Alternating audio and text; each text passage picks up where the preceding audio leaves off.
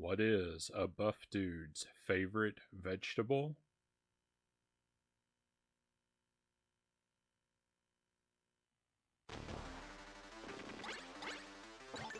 Mussel sprouts.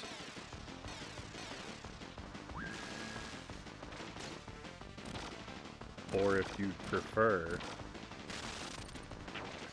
asparagus.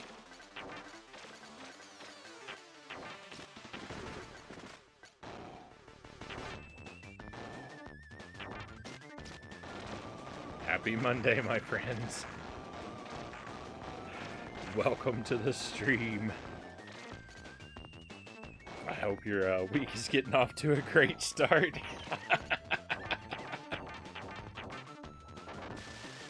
I hope you're doing well, my friends. Thank you for being here. As always, I'm very happy to be here with you. Let me hit a button because I don't think I've seen that stage before and I don't want it ruined for me. 2 games tonight. Contra Hardcore and Mystic Quest is what we have planned. Let's welcome everybody in. Sir Rack of Lamb is first in chat tonight. Welcome in, my good friend. I hope that you are doing well. And Chozo Brain close behind. Pleasure to have you here as well. Lucent Jelly and Lose 10 Ricky. Welcome in, Jelly. Welcome in, Ricky. Thank you for being here. Thank you for being here. Nope. More punishment. Another thing I haven't... Oh yeah, I've seen this stage. Never mind. This isn't new. I haven't seen this character, so I'm still not paying attention.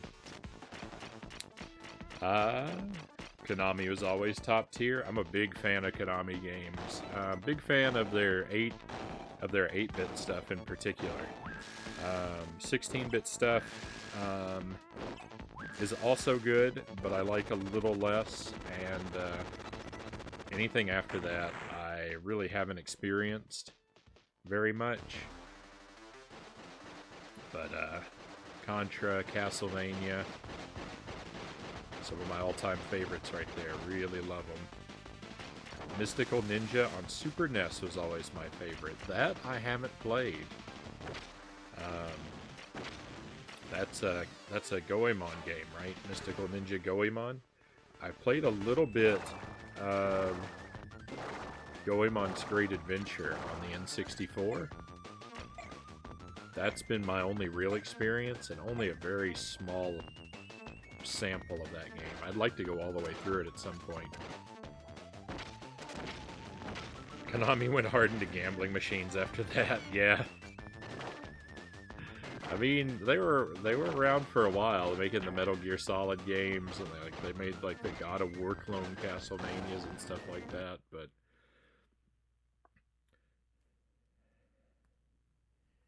I don't know.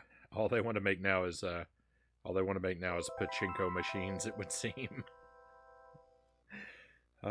Welcome in, Dark Lancer. Pleasure to have you with us. Best track in the game. I'm not sure what my favorite music from the game is yet. Music is one of those aspects of games that I never give it the justice it deserves. I certainly like the music in this game overall, but it's one of the things about a game that I'm like slowest to absorb. I'm relatively new to this game. So far, I've achieved 2 of the endings. I'm still learning stuff about it.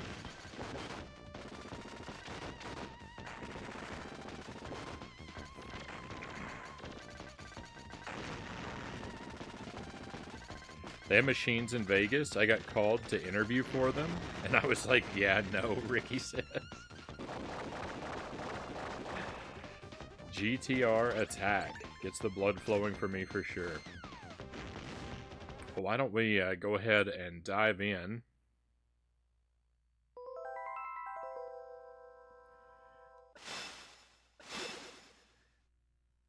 So, I've been sort of unfolding this game kind of slowly. I've done a complete playthrough as Fang. I think that's his name. And I chose all the upper tier options. Whenever I had a branching path, I just chose whatever the top option was.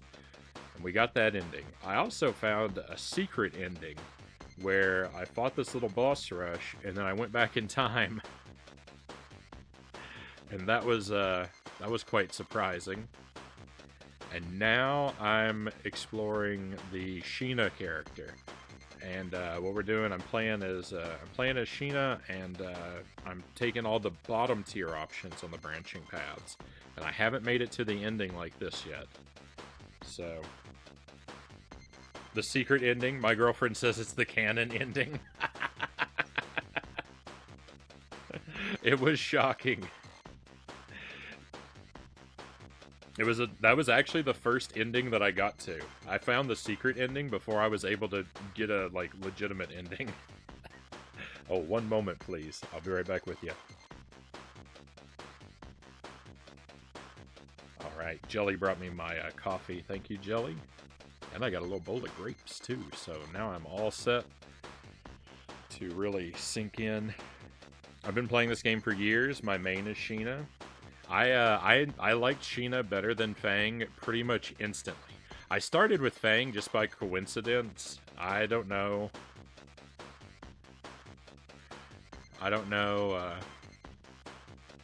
I think it was on him by default, or I don't know. Or maybe he appealed to me. I mean, you know, there is a certain resemblance. But I picked him, and I only played with him until I got to an ending, and now I'm doing the same thing. I'm gonna stick with Sheena for a while and really like sink my teeth into her character, and I'll explore Contra Dude and Robot later.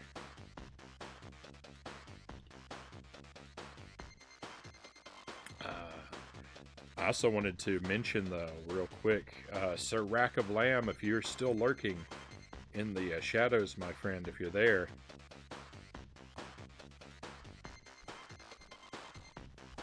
I thought I would share with you that my copy of Air Fortress has arrived. I didn't have room to put it on the schedule this week, but I'm going to try and put it on the schedule next week. And I'm thinking it's one of the things where we'll just do several nights in a row. I'll start the stream with this game. And hopefully I'll be able to rise to your challenge. Sir Rack of Lamb challenged me, friends, is why I'm bringing this up. He challenged me to try and defeat Air Fortress twice in 15 hours or less. To do the game and do the New Game Plus. We'll see. We'll see if I'm able to do it.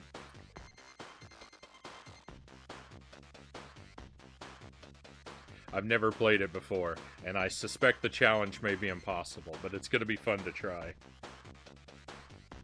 Hey, welcome in Defiant Salem. You're just in time. We're just getting started for the night.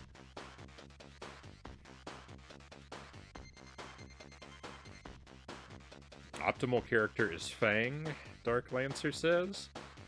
A weapon switch canceling thing. I don't know what that is.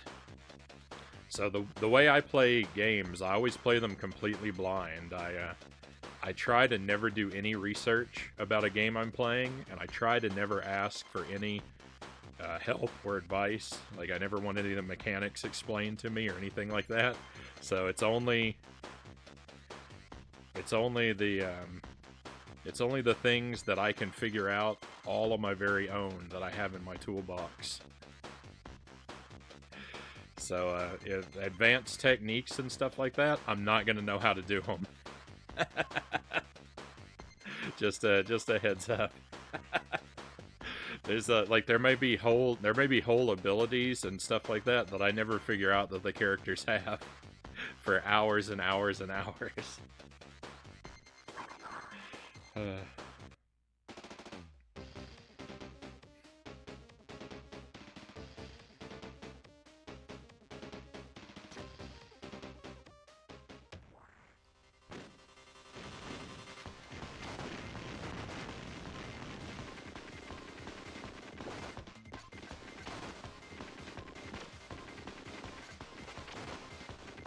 I think if I die on stage 1, I am gonna sort of reset, because I should be able to clear the first stage without dying.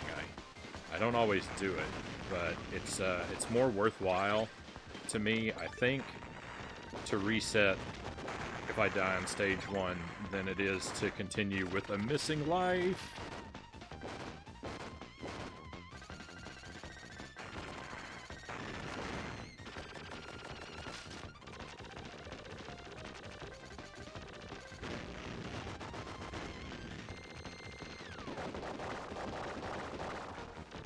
I did play this a little bit off stream. I normally don't game off stream very much. But yesterday I did a playthrough. I did a playthrough with Sheena, but I only made choices we've made before, so I didn't see any new content off stream. I only went down the one path we've already done. I was able to beat it, but it was so rough. It was so rough. Hey, Dynamite, welcome in. Pleasure to have you here, my friend. Now we're talking here. Another connoisseur of Contra Hardcore has entered the chat. So many restarts because of Stage 1's insanity. Stage 1 it starts off wild. There's so many enemies coming in so fast. Stage 1, the very first part of this game, feels like Contra 3 on the Super NES on hard mode.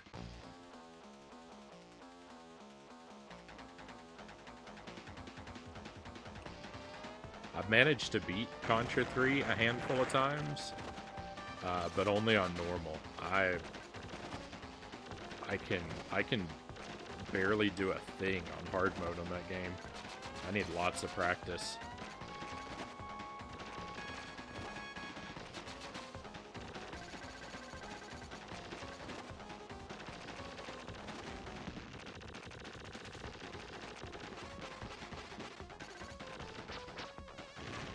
Like, it feels, hard mode feels basically unplayable. It's so wild.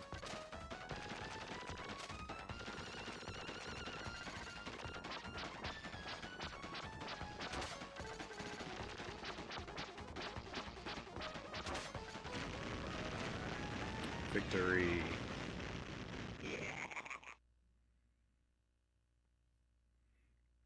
Let's throw all the crazy stuff at the player and add a slamming soundtrack so they know we mean business.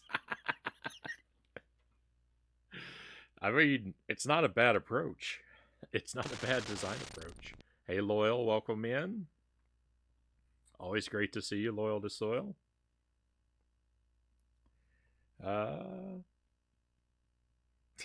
Basically unplayable. Sounds like the attitude of a quitter.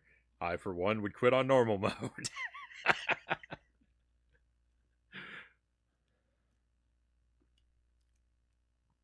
I'll never give up. I'll beat it someday, but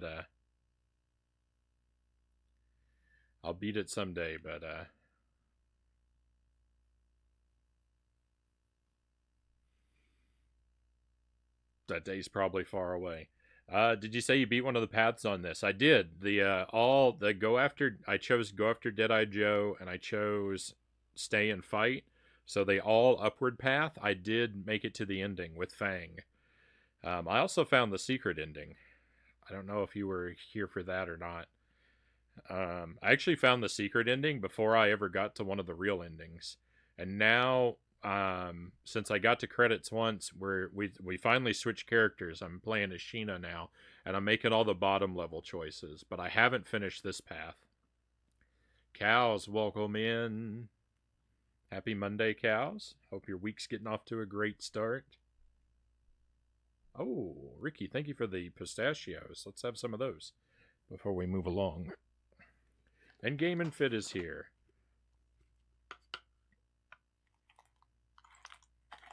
Always a pleasure to have you here, Game and Fit. I thought we weren't going to be seeing you for a while. Don't get me wrong, I'm glad you're here. But a little surprised. Must have missed your first message. I might have. Game and Fit. Apologies if I overlooked you. It looks like Twitch aided on my end. I don't see an earlier message from you in the chat, so it must have got lost in the ether.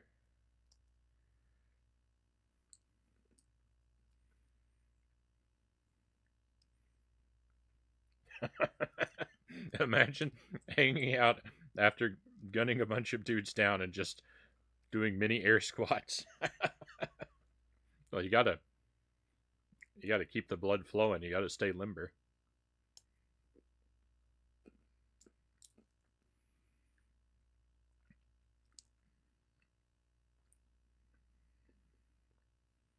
I love pistachios. I love them so much.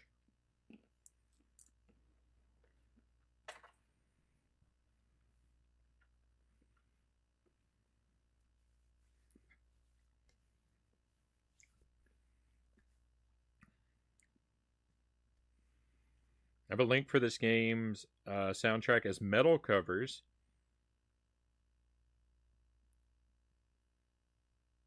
If I can get a permit, I promise it's worth listening. Do you wanna whisper that to me?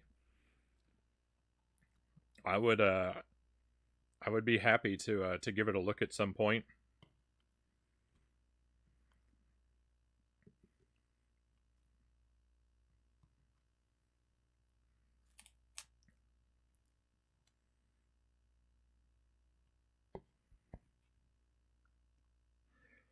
Eamon Fit says, I have returned.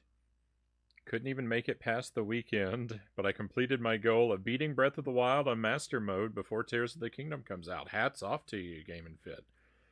GG, my friend.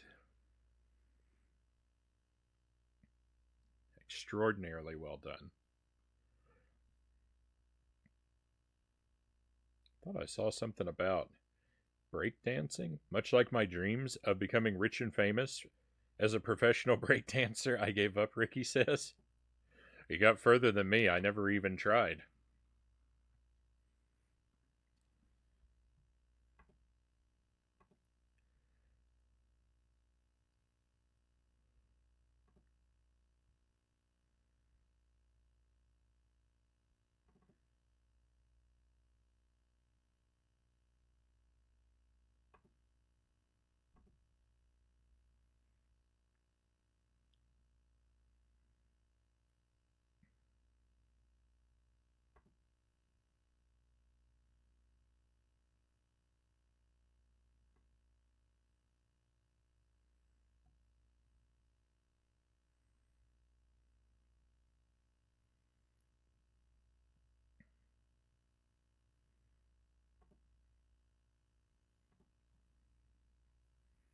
Right on. It looks like I got the link. Thank you for that.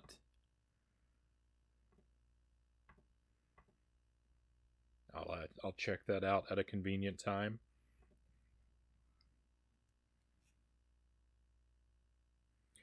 Final boss, yeah, the final boss was it was like a monster with a face and two arms, and then after I killed that, it became a heart with a couple eyeballs that kept causing mischief.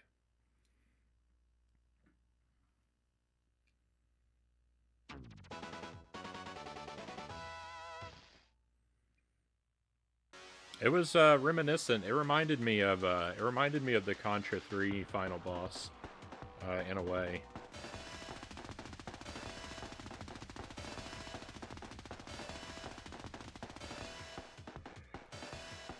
All right, I had a little bit of, I know the first part of this, we're jumping over some missiles. I had a little bit of trouble with the timing on this before, so fingers crossed.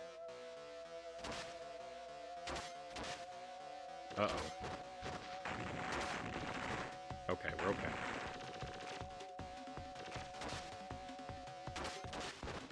The missiles move. I actually had trouble with them because they move more slowly than I was expecting.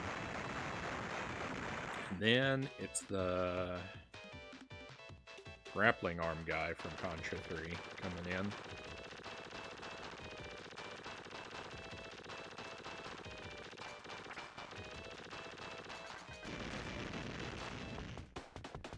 And now he's gonna fly around. Stay away from me.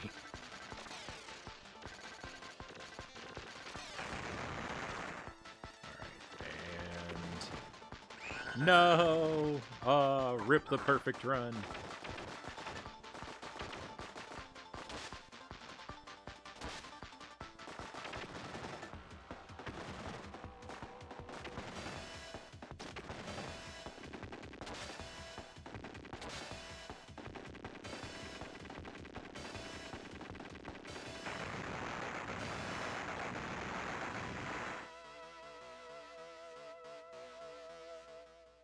Everything on Master Mode was doable, but the Calamity Ganon fight, I thought was going to be impossible, Game & Fit says.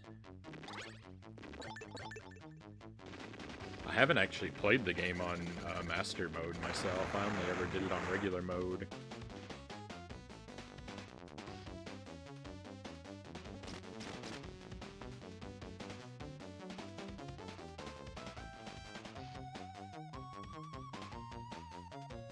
I will read the story parts aloud, but only when it gets to things I haven't seen before. Because I've already been through these levels.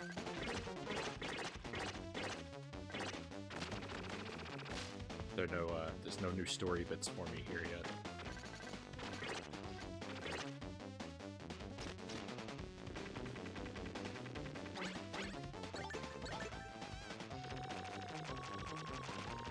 Let's be honest, no one plays Contra for this story. Yeah, that homing, those homing bullets are they're really weak, but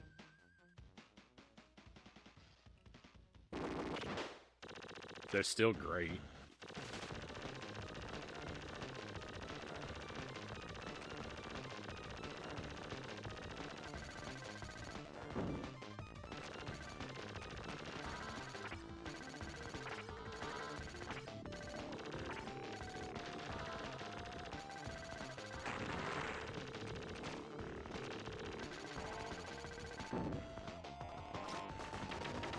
Oops, that's not what I meant to do.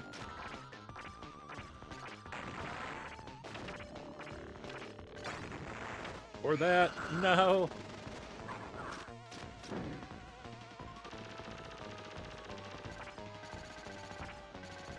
That's a shame.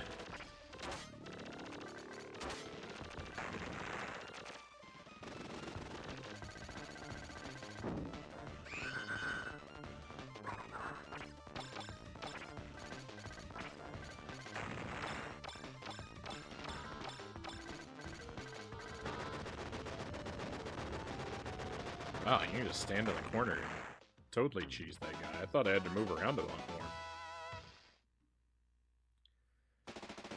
I love the McDonald's ball pit ammo.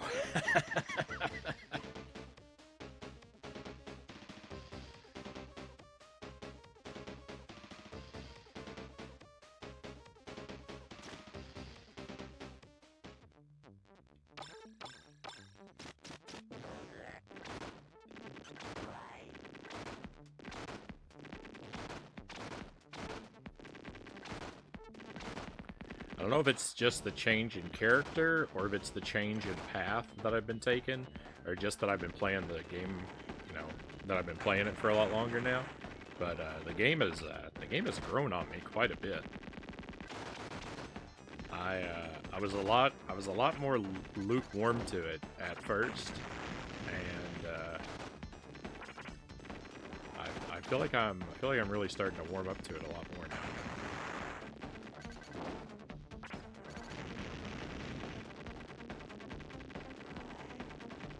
Still fumble with the controls quite a bit, though. As you saw with that boss, it gets me into a lot of trouble.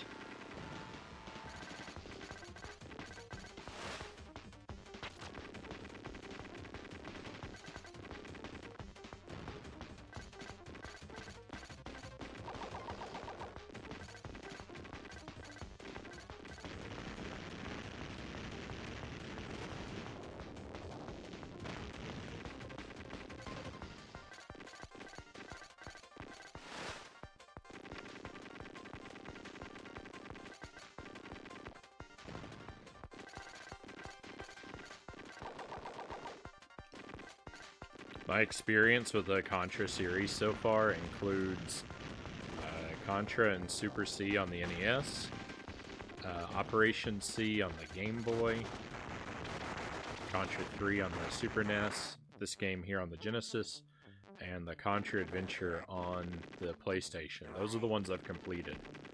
I've played a little bit of Contra on the Commodore 64, and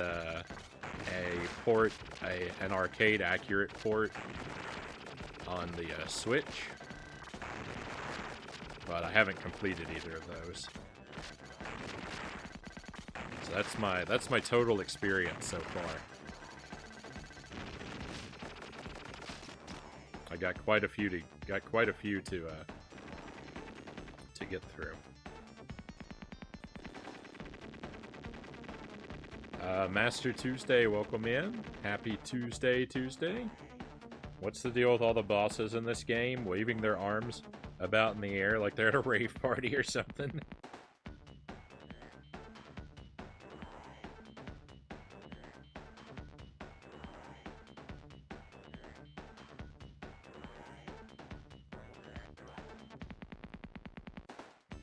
If the bosses don't know what they're doing, how would the player know?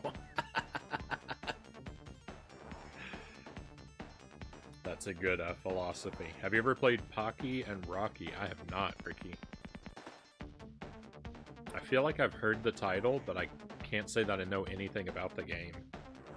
I'm headed out, Sir Rack of Lamb says. Have to work at 5 a.m. tomorrow. Good night, everyone. Hey, thank you for being here, Sir Rack of Lamb. Always appreciate you. I hope you sleep well. Have a smooth day at work. And Air Fortress next week. I'm gonna make it happen.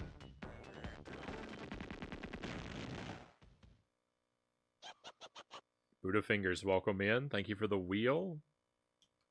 We can take care of that real quick.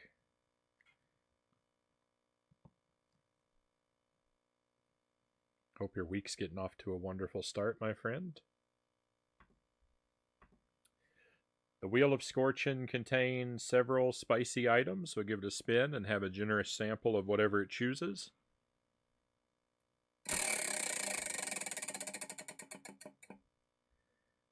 It chooses the Belizean heat sauce.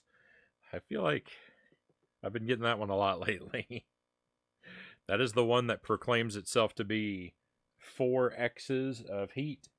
Heat level quadruple X. And it says on the side of the bottle, you must be strong to handle this sauce.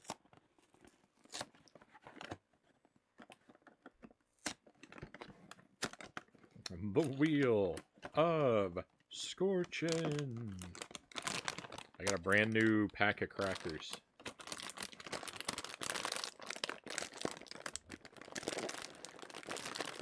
That I'm not strong enough to open. There we go.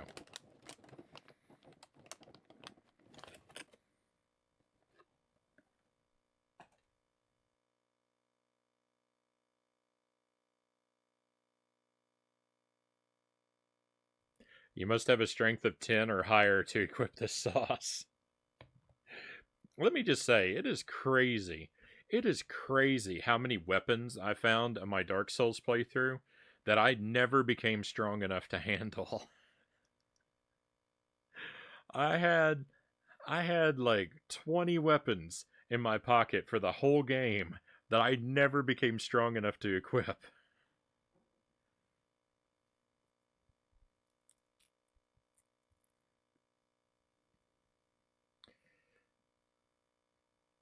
Frownie has a strength of 8,000. Oh, thank you, Chaos. That's a very generous estimate. Pocky and Rocky is a Konami shooter with a theme of ancient Japan. It's got that Konami flavor. I don't know, like a scrolling shooter, like a flying shmup game. Pocky and Rocky, or like a platformer, like this.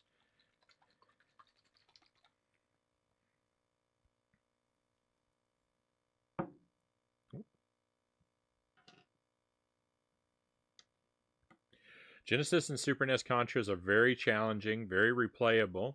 Super NES and Genesis Castlevanias, however, can be beaten in one sleep. Two beautiful Castlevania games I don't go back to because of that. I love Castlevania Bloodlines. I'm a bit less crazy about Castlevania 4. I don't hate it by any means, but I don't love it. It's not enough like the NES Castlevanias. Like I love Bloodlines because for Castlevania 4 they tinkered with the controls too much for my liking.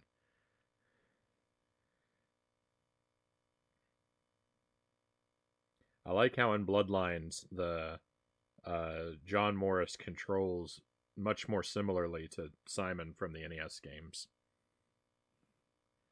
Alright, so we got some of our sauce. That's the Marie Sharp Belizean heat sauce.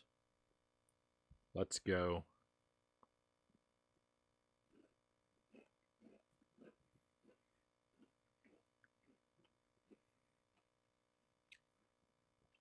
Oh, let's go.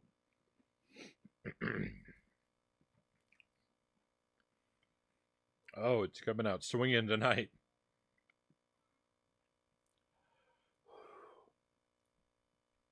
Oh my goodness.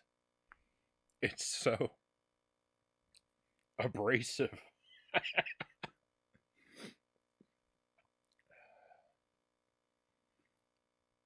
It seems. Oh. Sorry, I thought I was going to sneeze. Oh no, I have the hiccups. What is this? This has never happened.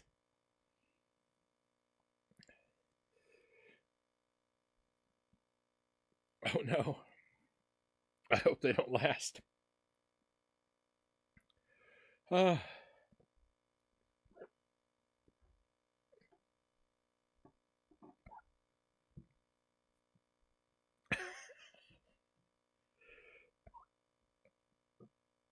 don't think anything.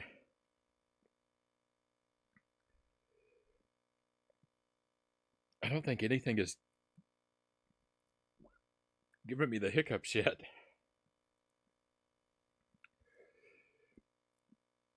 And it's not even something new. It's a sauce I've had a lot. Why is it suddenly so much more terrible?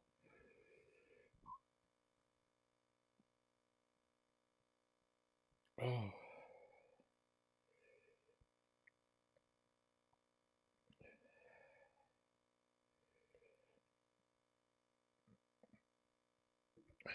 Ricky says, excuse me, sorry.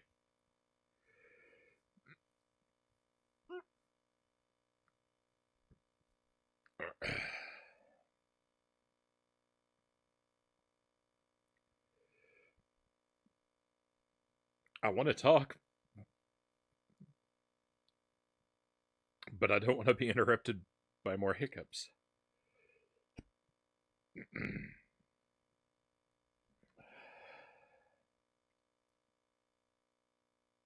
He's Zergling, welcome in. I'm in the middle of a storm right now. A heat storm. I think it's wearing away. Ricky says it's a scrolling shooter, kind of weird. You walk in it, more like top down. So maybe kind of like Gunsmoke, then, is what I'm picturing now. Zergling says, hi, Frownie. Hope all is going well. Going well. Plate of lamb and salt for me tonight. How about yourself? Breakfast tacos for me tonight. I'm probably going to be having breakfast tacos a lot this week because they're easy to make. And I've got a lot of, like,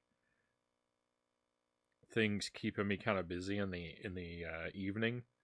So I'm going to need something I can make quickly so that hopefully the streams can happen on time. So I'm probably going to be answering breakfast tacos a lot for the next few days. And inexpensive, yeah.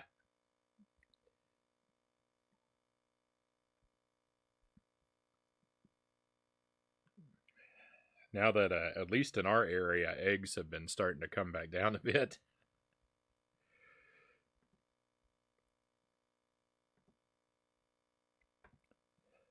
Let me have a grape.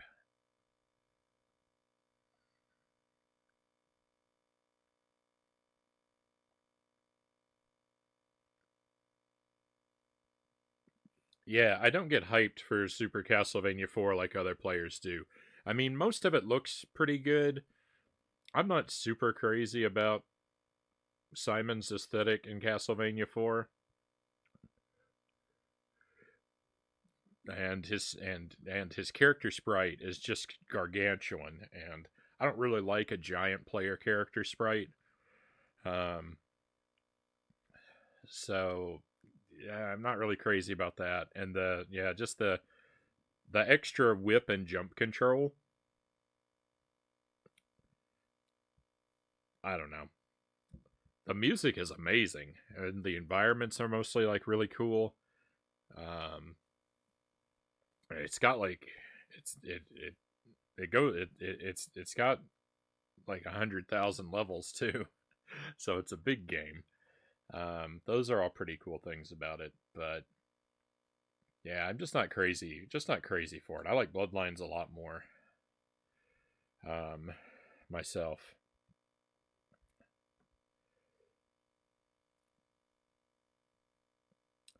Personally, Castlevania 1 is my favorite. Yeah, Castlevania 1 is my favorite. That's subject to change because I don't know the other games quite as well overall, but for the time being at least, I really love Castlevania 1. Dynamite agrees.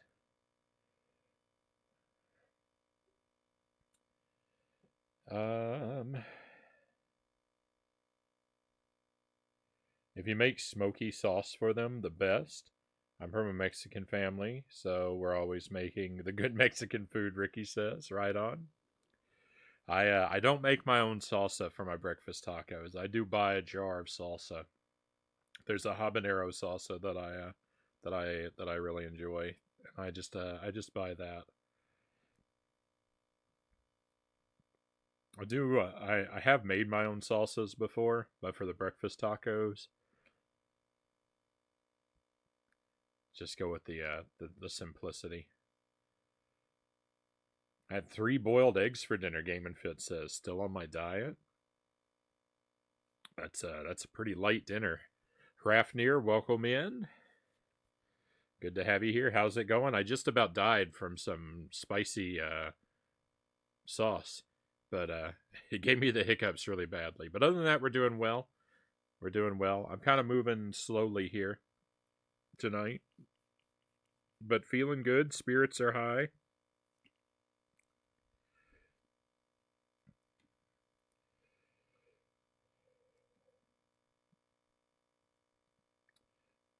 Budafinger says, but giant sprite Castlevania 4 has big whip energy. I mean, if you like it, I'm not going to take anything away from it for you. It's just I don't know. Like that's kind of my problem. I haven't played the whole game, but I've played a little bit of Mega Man 7 on the Super Nintendo, and I don't like how big Mega Man sprite is in that game either. It feels like the camera is punched in too close. I like my enemy sprites. Like I like my enemy sprites to be large and detailed and terrifying. But I like my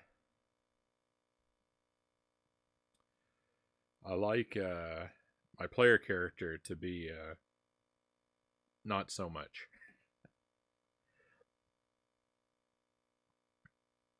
Eggs in Purgatory is also a great egg dish. I don't think I've ever had that, Ricky.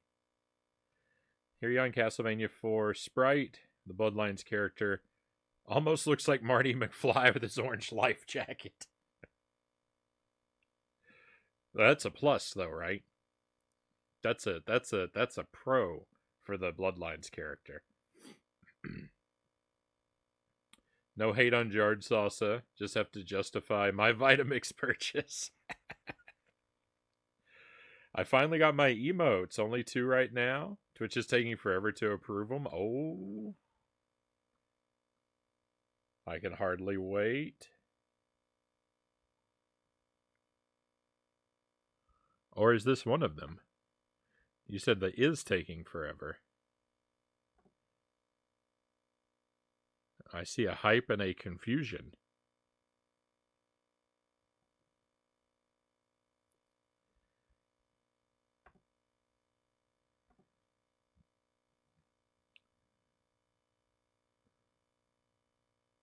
Right on. They're ravens? Crows? It's kind of small in my window. I can definitely tell they're birds. They look nice. They're very nicely drawn. Very like the shading of the colors is very impressive. Ravens. That's what I thought. I thought ravens. I should have stuck to my guns. Contra fans, which Contra do you recommend for a super poopy run and gun player to try and play first? Chozo, you're probably just best off to start with the first one. And if you need to, there's always the Konami code to give you a ton of extra lives. Though I would say, don't use it. Just keep replaying the game. Start from the start, stock lives. You run out of lives, you have an opportunity for more practice. I personally like Super C for the running and gunning, but I haven't played them all. I like Super C better than the original Contra. Super C is my favorite of them so far. Of all of the 6 that I've played, Super C is my favorite. But it might be a little harder than the original.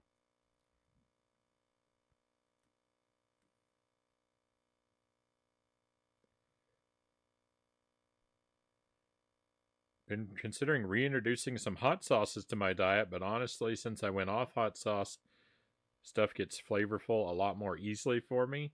So might be a silly idea. If it's gonna lower your overall enjoyment of your food, then might be more trouble than it's worth.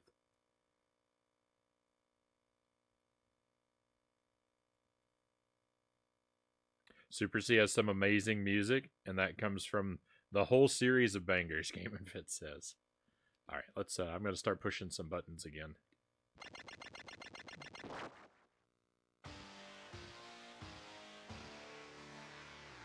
I used to think hot sauce messed my stomach up. Turns out I was right.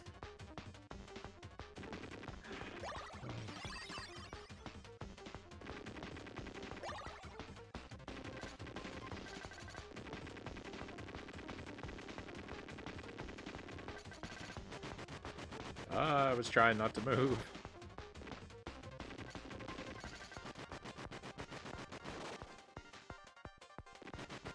I feel like I got lucky there.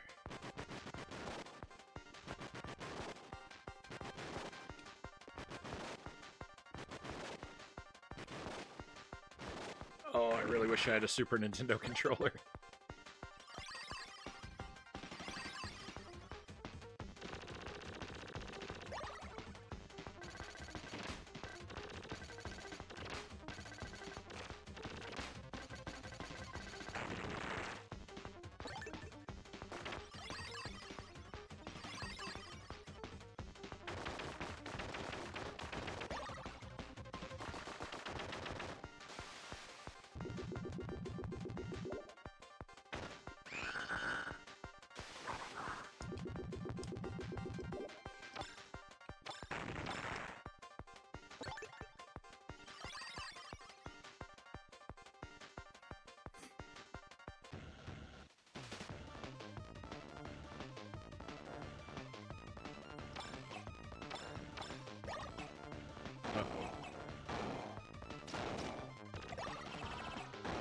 Whoa.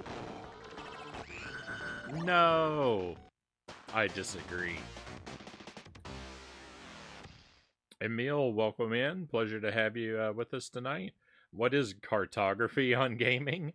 So that's sometimes I draw my own maps when I'm playing games. So that's what a cartography is all about. It's about the retro games that make me draw my own maps. I don't change out my tags. They don't always describe what's going on right at this moment. They describe the stream in general.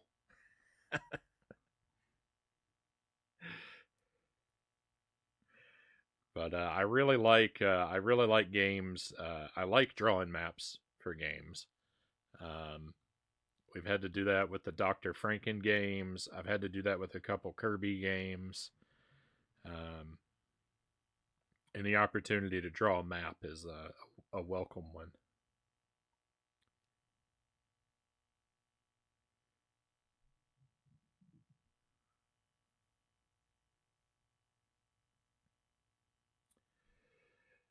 Thinking exactly, a few years ago, Zerging says I basically needed some kind of hot sauce or pepper to eat any food. It was ridiculous.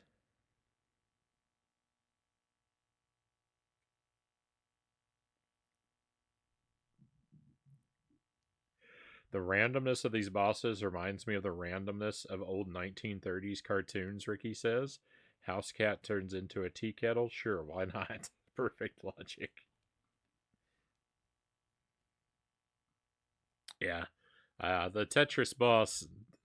There's a boss in Bloodlines that is kind of like this, or it's kind of like a silly comedy boss. There's a robot boss in Bloodlines that's kind of silly like this.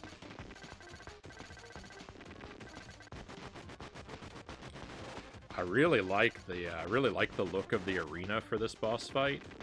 The like purple smoke blowing through, and I like the color choices for the constellations. It's a very cool boss. The final phase with the Tetris boss is very silly, but that's all right.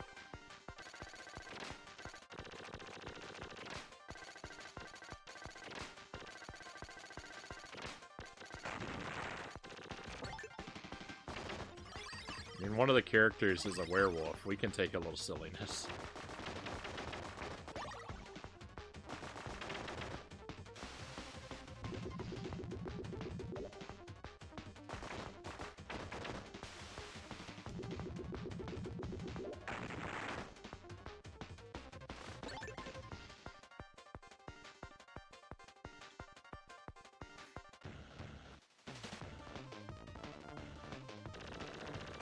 Was this the game with the evil peanut boss? No, that's Contra the Adventure. That's the Contra Adventure. I'm getting ruined by Tetris. I'm getting absolutely ruined.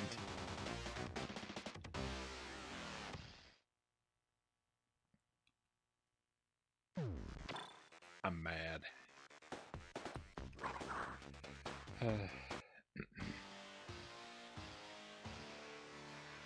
Give me a line piece.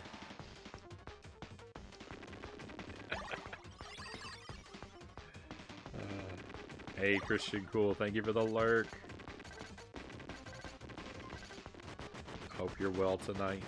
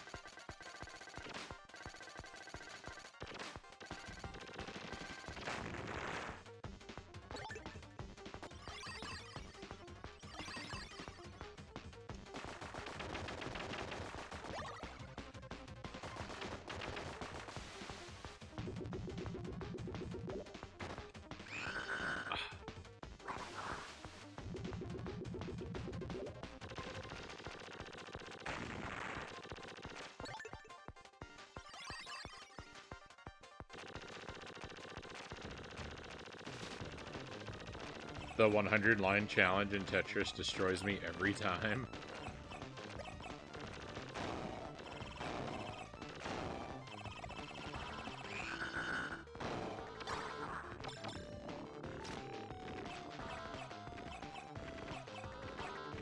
I used to be fairly alright at making it to 100 lines, but I don't know, I haven't played Tetris in a very long time.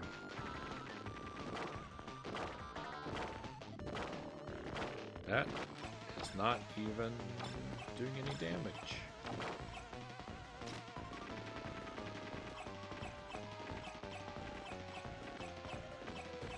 I like playing that Tetris 99 on the Switch, but boy, my record in Tetris 99 is horrific.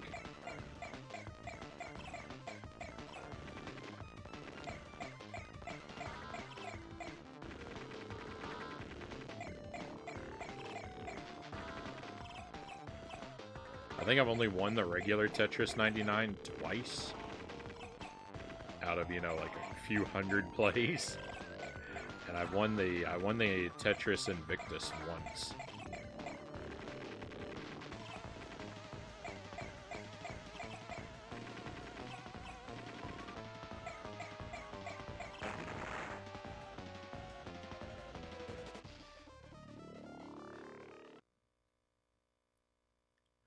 So, like, it's like my win percentage is so low it can't be calculated. Pac-Man 99, I'm a little bit better. I've got like a 3% win rate.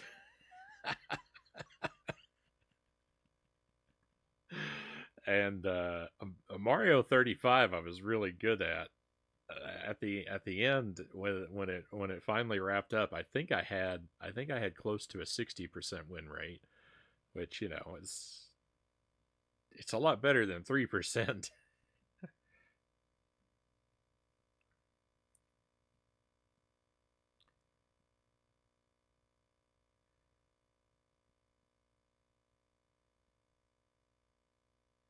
Reason I gave up on trying to take a break from games is because food causes pain too.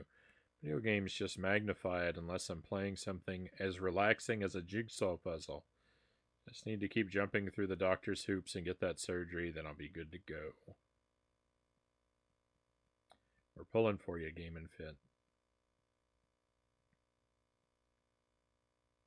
Either someone's having a blast designing this boss or a really bad time. No in between, but one of the two.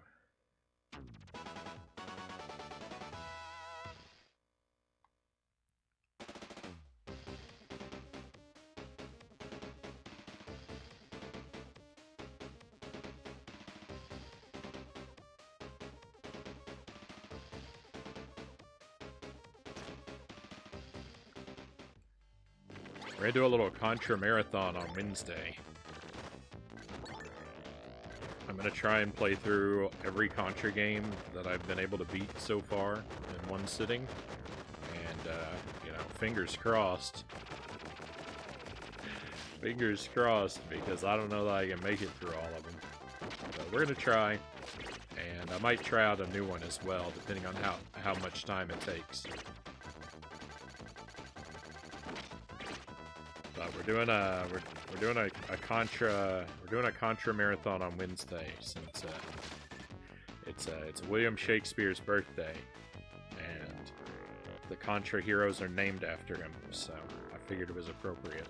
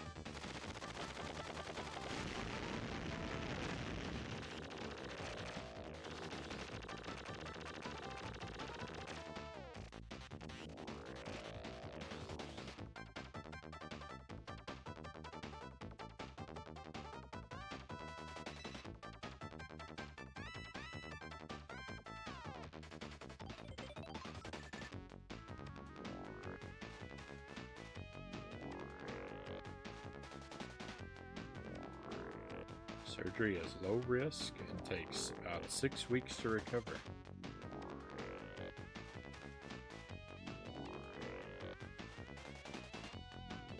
There's a fun digital Tetris game on the Wii, Worldwide Multiplayer Tetris, Rafner says. I never got to check that one out.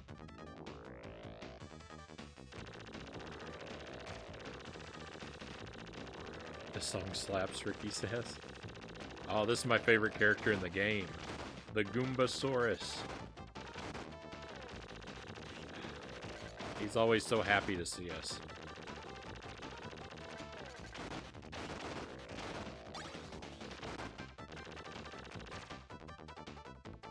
And I'm happy to see him too.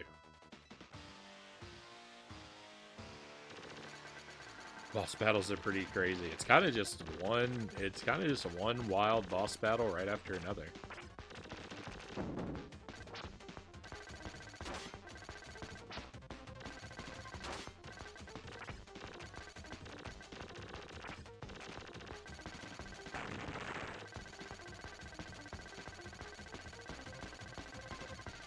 Overall, it's pretty light on the run and gun stuff, and it's you know, it's very largely boss rush.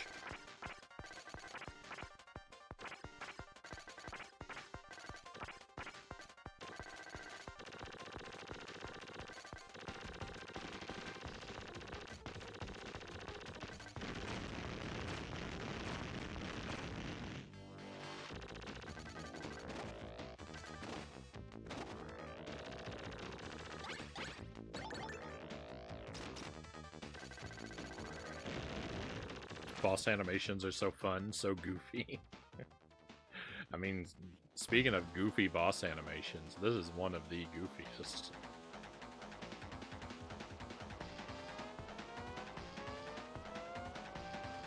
Oh yeah, this is interesting. So if you make the other character choice, like this little cutscene where Deadeye Joe comes out and talks to you, doesn't happen. Even though you play this level on the other path, like, he can't be inside of this boss on in the other story path because he blows himself up on stage 2.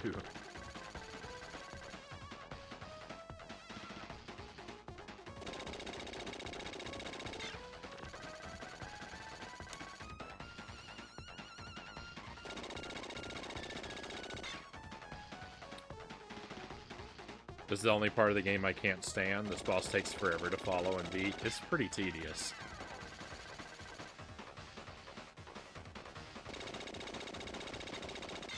Looks like a mecha potato.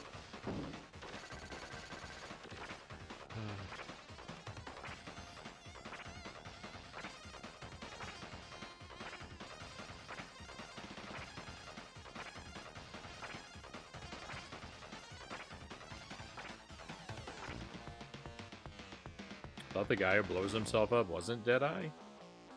I thought he was. Maybe I'm wrong. You know, I'm the last person in the world you want to come to for story details.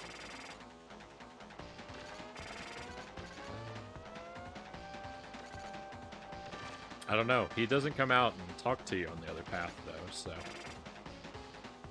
I do know that for sure. So if he's in here on the other story path, he's not saying anything. Ah! Ah, here we go. Whenever it swings back and forth, it looks incredibly silly to me. I love it.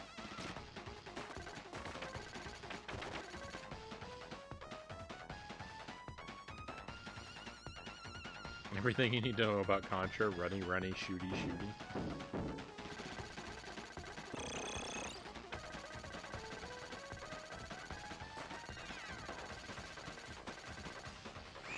No, I disagree.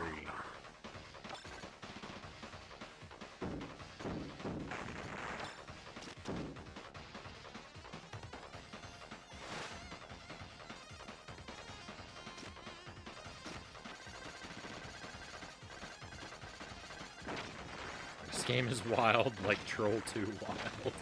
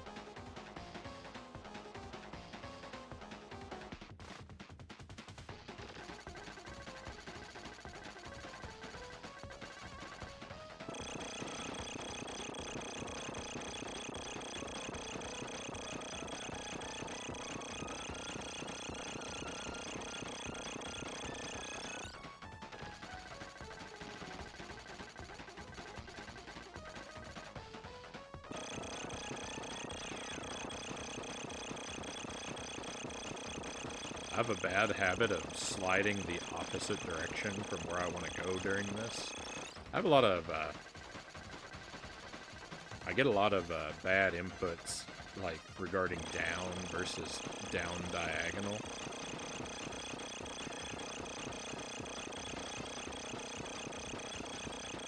My thumb is poorly formed for the Genesis controller.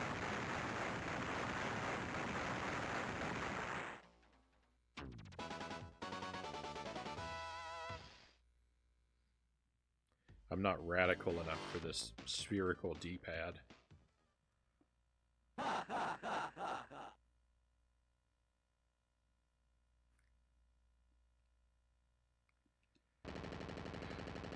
That boss was one of the, that boss, he may look like he's just waiting to be put out of his misery, but he was actually one of the parts that was trickier for me to learn.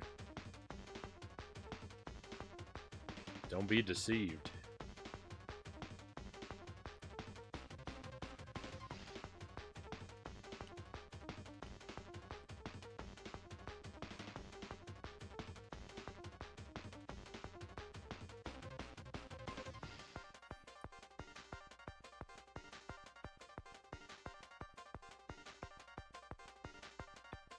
Surrender and fight later.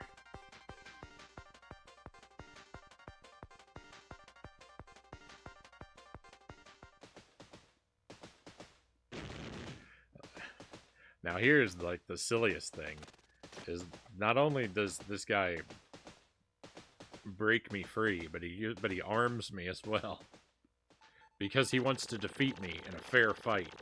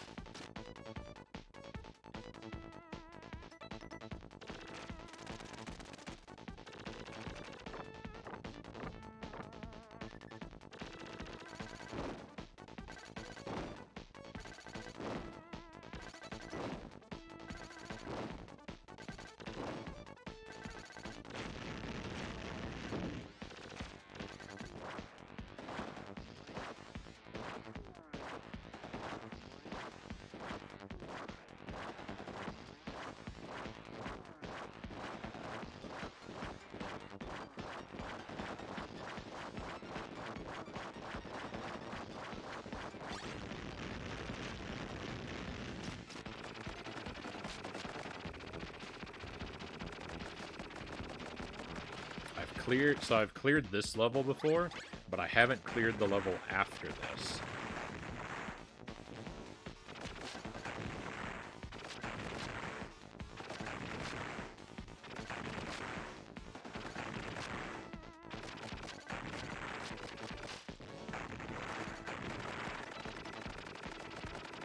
Oh, this boss is great.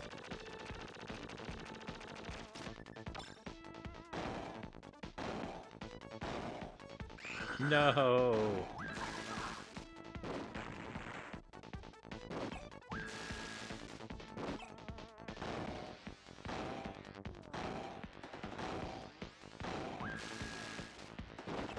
This is the stop hitting yourself boss.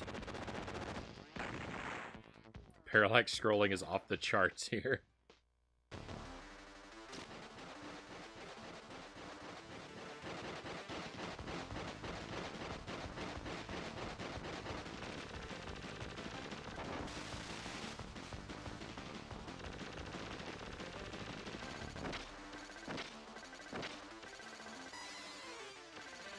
When the camera pans, it causes my weapon stream to, like, angle upward.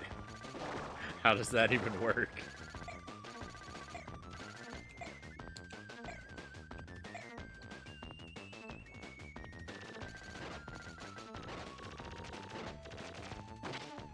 No, I didn't remember what he was gonna do.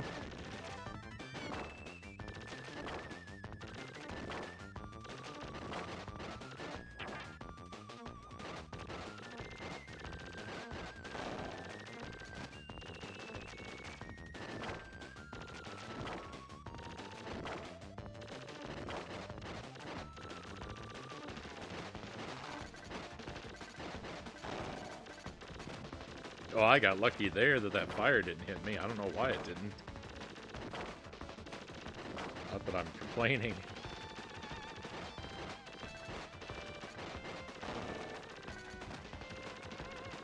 I got lucky again. Victory. Not victory? Victory.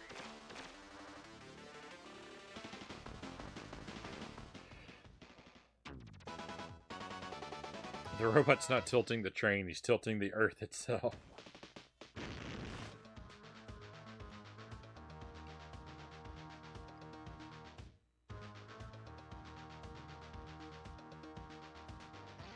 Shattered Soldier is still on the to-do list. I've got Legacy of War, Neo Contra, Shattered Soldier, Contra Rebirth, and Contra 3 Game Boy. I think are the ones in my collection that I haven't played yet.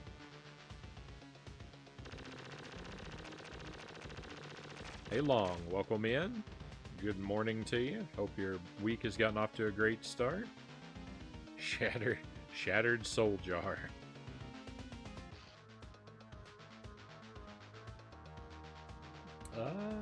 Enjoy your walk, game and fit.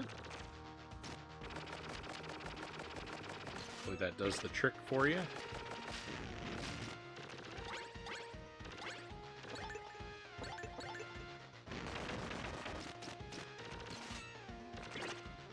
Oh, there's a boss coming up. I don't remember what it's like, though. I remember the boss that I couldn't beat. I beat the first boss. I think. Oh, yeah.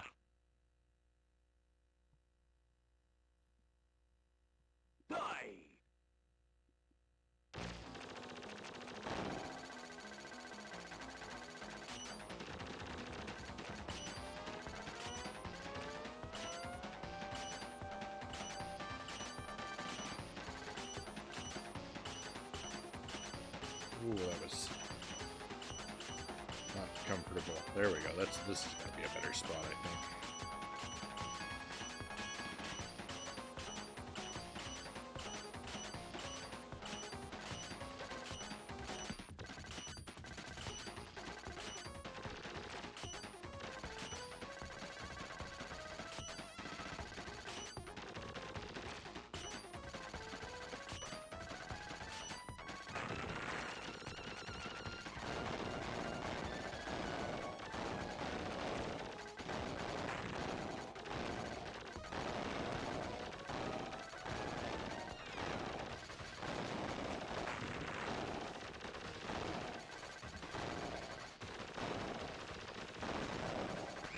No.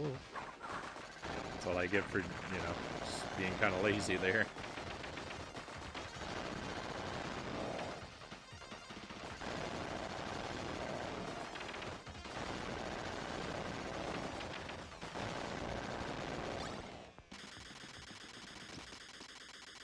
I think that's it for this one. This part still gives me trouble sometimes, Dynamite says. You've lost. Now give it up. Ugh. Oh yeah. I forgot this is what happens. Gotta go to sleep now, Ricky says. Good night. Good night, Ricky. Thank you for being here with us. I hope you sleep well. Have a wonderful tomorrow.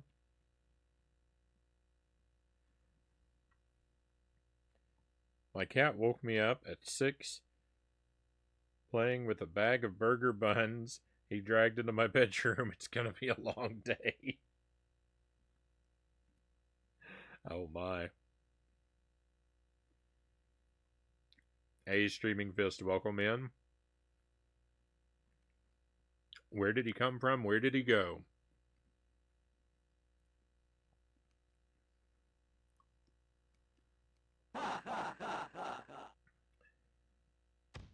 Just cat things.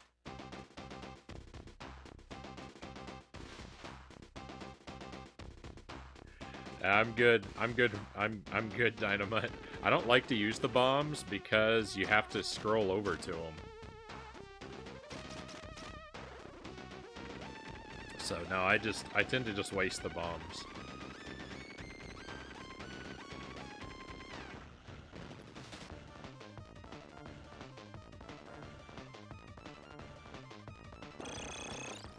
Now this fight right here, I haven't won this fight yet. I thought it was harder than it was. I mean, it's still hard, but I was making it real hard on myself by misunderstanding how this boss works.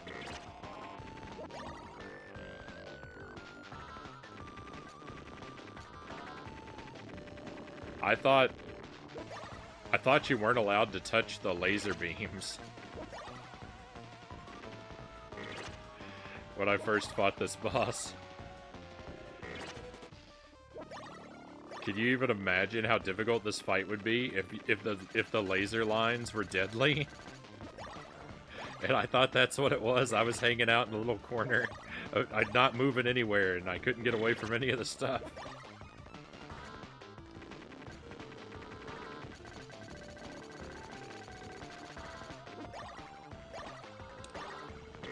It's already, because there is a lot going on, so it is already tough.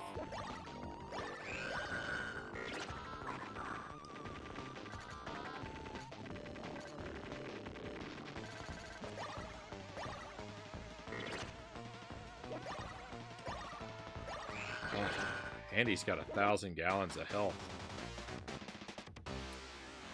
Do you have pets, Frownie? I sure do, Rafnir. I have 3 cats.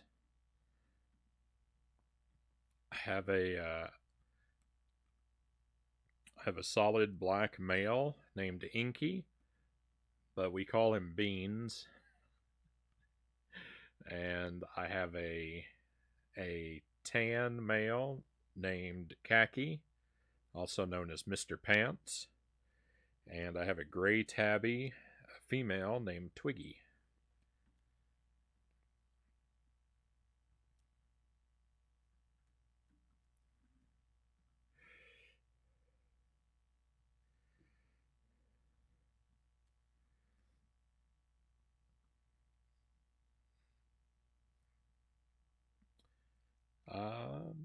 Beans is my best friend. I'm his favorite thing in the world. So he just all he wants out of life is just to hang out near me, and he's pretty good. Khaki thinks that I'm okay. I'm convenient because I give him food, and sometimes I'm a mild curiosity to him. And Twiggy is just hoping that I'll hurry up and die so I'll get out of her house.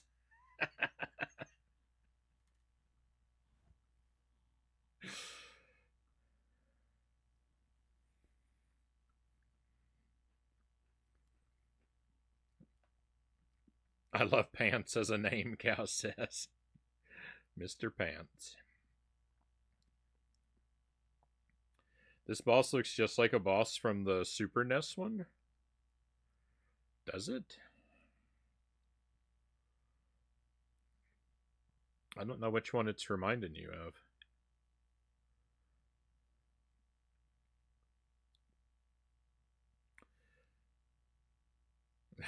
Excellent names, thank you, Rafnir. I don't know what her dialogue is. Streaming Fist. I haven't been able to make it out. Long says we have 2. Tabby called Manny, who's 6, and a ginger one called Eddie, who is 1. He is the naughty one. Put a picture in the Discord. Thank you, Long.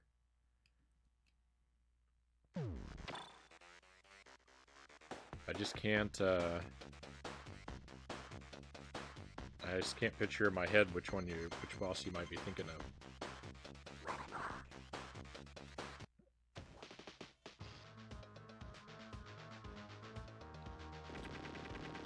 Alright, fingers crossed.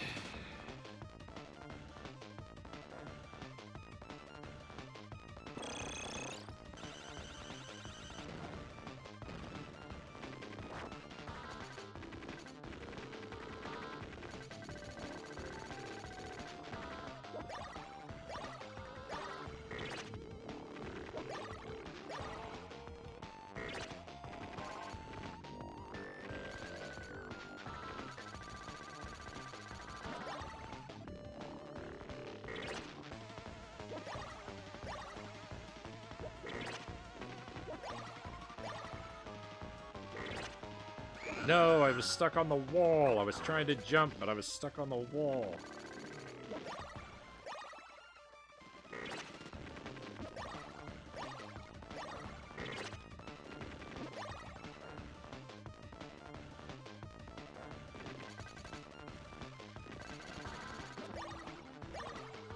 I'm stuck on the wall again. I just need to stay away from those walls. They cause me nothing but heartache. I can't even imagine what phase 2 of this guy is going to be like. It's got to be terrible.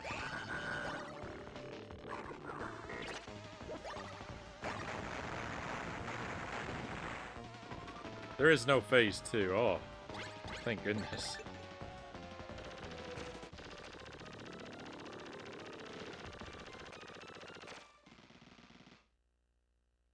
Alright, this is new to me. I must admit that I am shocked that you have made it this far. But it seems you're too late. My plans have been realized. I've joined my spirit with the corporeal qualities of the alien, and in the process created the ultimate super being.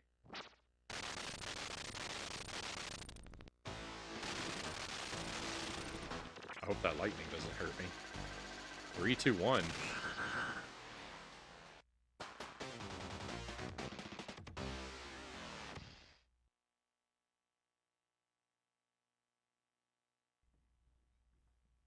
No, I haven't finished this path, no. This game has branching paths. I finished one of the paths, but I haven't finished this one.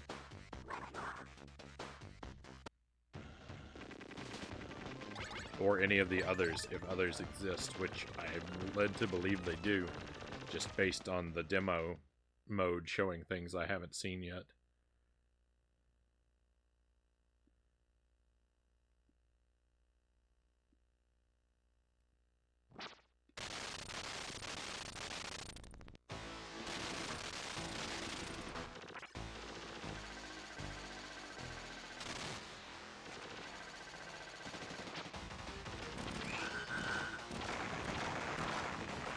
Well, that's something.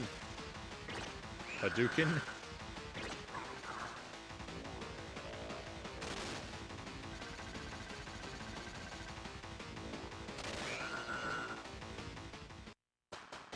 This guy is literally giving me a countdown, and I still don't dodge him. Oh, all right. I thought I was out of continues. We're okay. I mean, we're not. We're gonna have to restart, but that's all right. The night is young.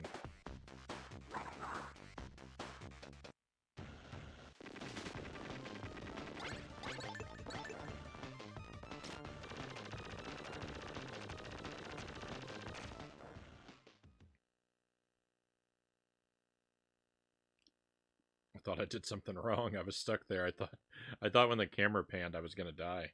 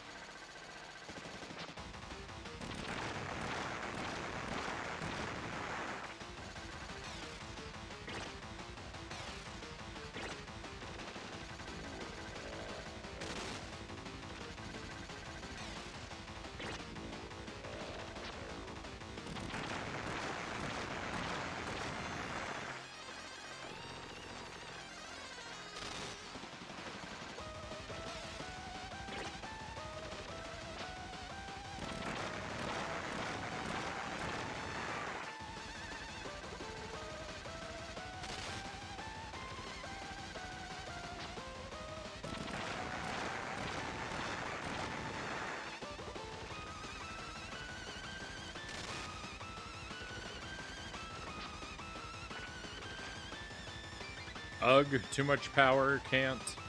Something.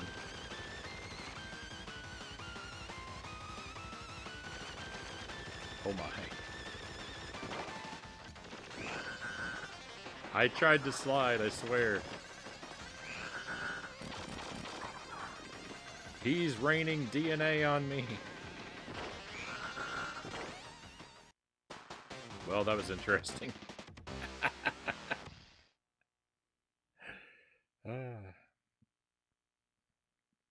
Hey, Spriven, welcome in. I hope you're well.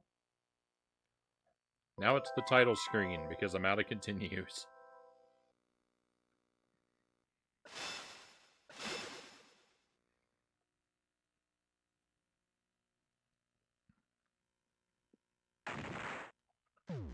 It's alright. I'm motivated. We'll take it from the top.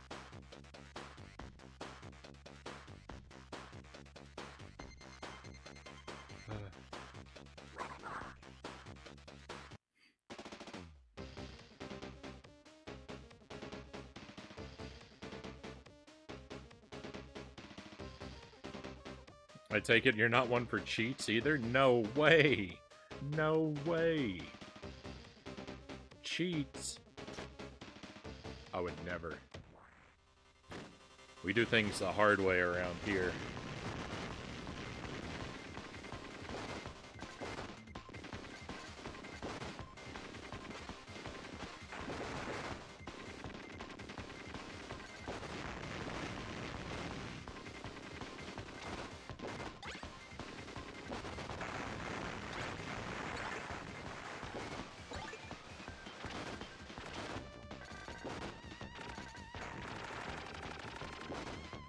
No Konami code. I've never used the Konami code.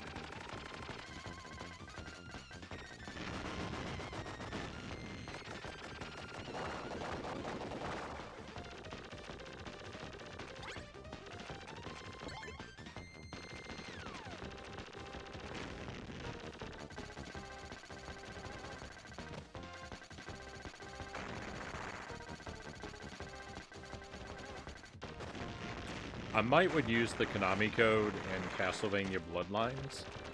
I never had, but I'd consider it, because all it does in Bloodlines is unlock the hard difficulty for you.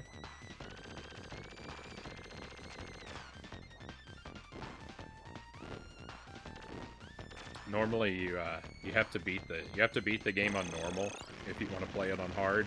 But if you put in the Konami code, then it lets you access hard in the menu from the start. I would maybe consider using it for that. But never for anything that would give me an advantage. Otherwise, how do I learn?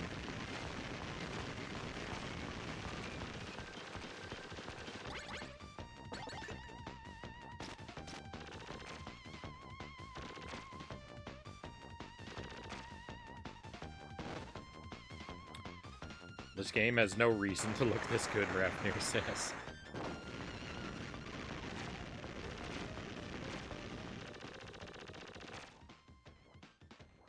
It's a very good looking game.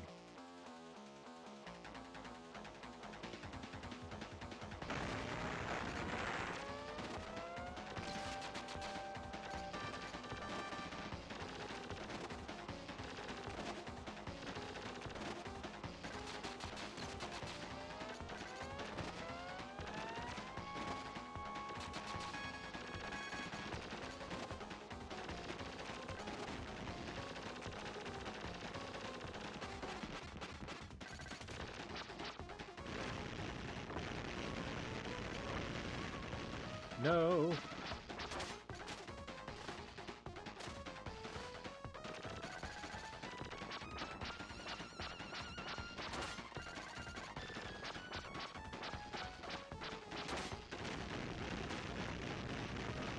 Sixteen-bit era was king, Long says.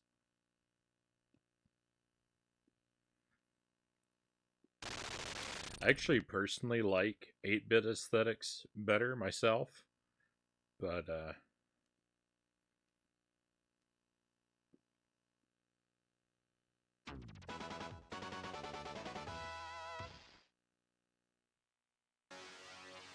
that's just a personal thing. Don't get me wrong, 16-bit stuff looks great. But I'm really drawn to the simplicity of 8-bit art.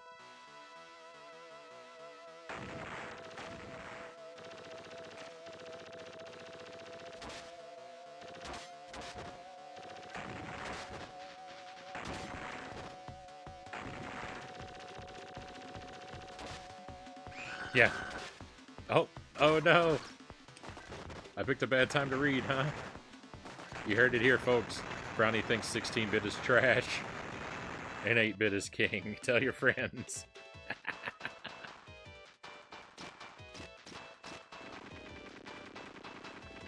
I mean, that's what I was really getting at.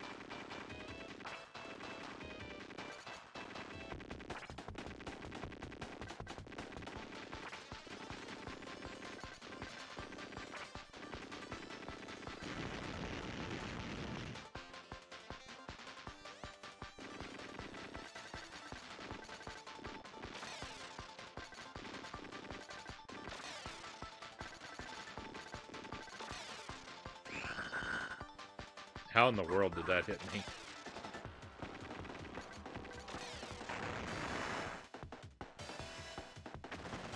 That was the height of bogusness. Good luck, by the way. Thank you for the good luck wishes. I'm gonna need it. I'm gonna need it. I'm off to a bad start.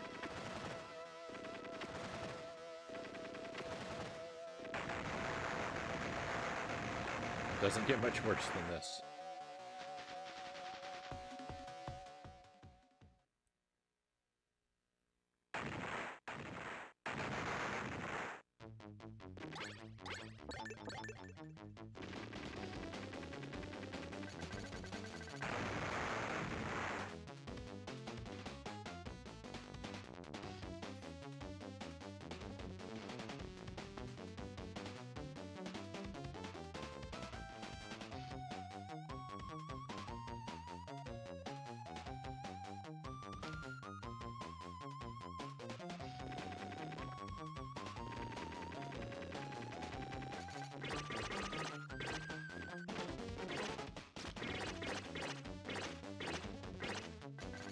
This weapon is basically cheating.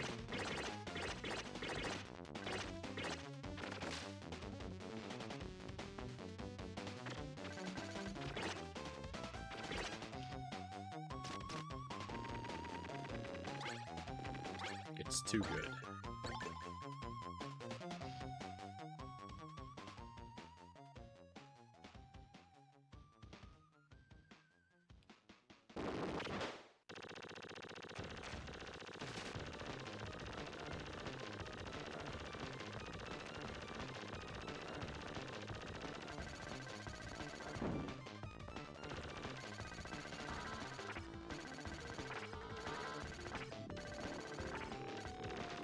Fall to the left, fall to the left.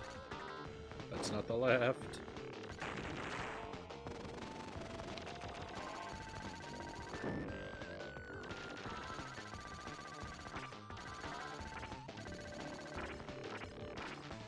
Ooh, I don't know how I got so lucky. How did that thing miss me? How is that even possible? Nobody knows, but I got a victory, so I'm not gonna argue with it.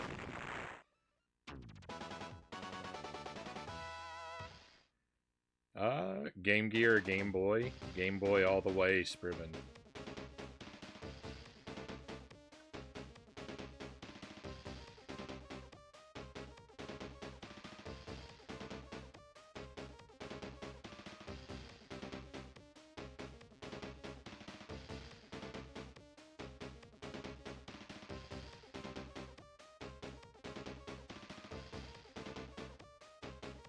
I mean, I'm biased. I never had a Game Gear.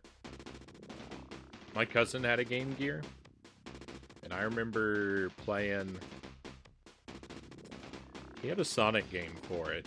I think I played a little bit of that with him, but I don't remember it very well. He had a Power Rangers game that we had a lot of fun with, and he had a puzzle game called Slider. That was a lot of fun on the Game Gear. And we would play it with the power plug plugged in, sitting on the floor. Because his parents didn't want to take out a second mortgage on their home to afford the batteries that it took to keep the thing going for more than 15 minutes.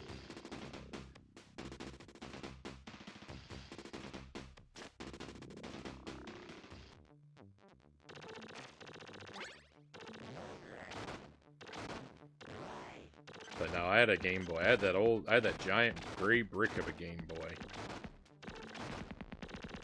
And I had it in one of those, like, one of those booster things that, like, had these, like, this whole thing that you put the Game Boy into, and it made it, like, 8 times as huge. You had the big magnifying thing and these great big speakers.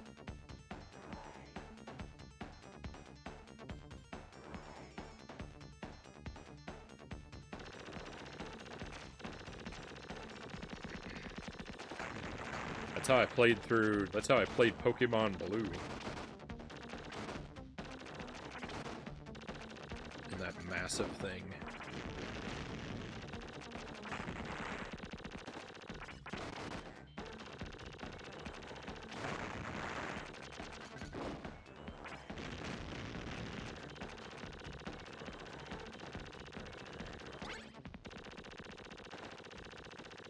I had one of those monstrosities, Rafnir says.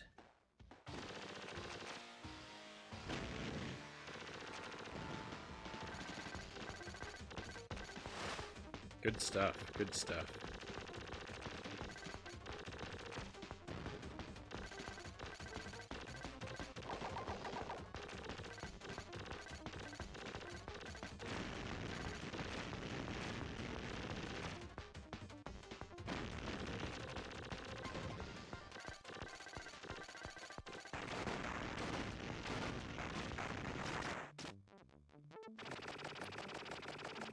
Sega definitely made some questionable decisions.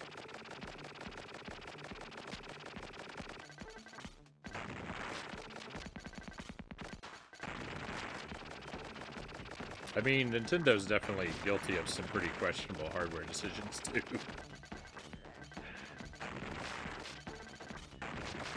To be fair, but, Sega's do seem to be somewhat sillier overall.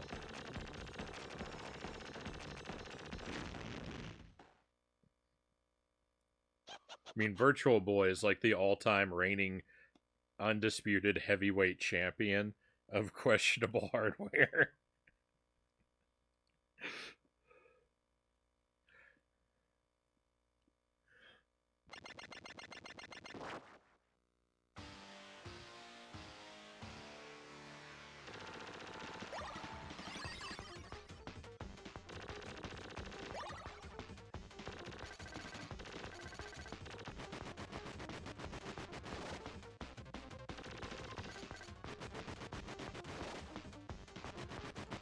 No, I went the wrong way.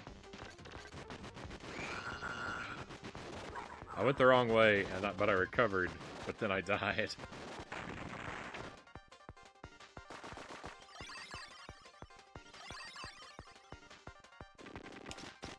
Hey look, I'm gonna remember to use my bombs. I never use my bombs.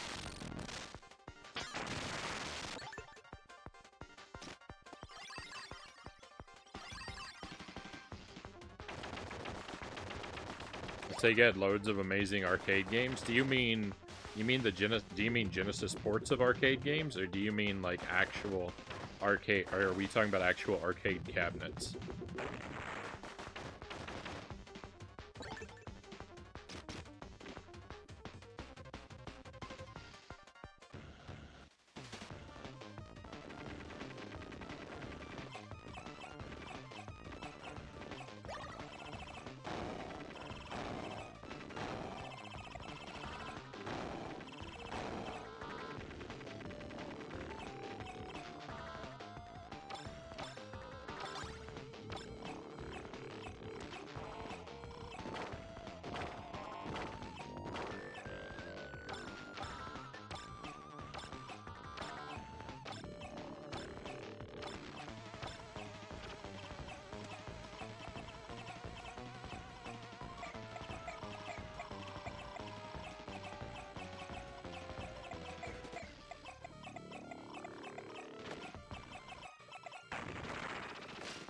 Wow, that went quick for such a weak weapon.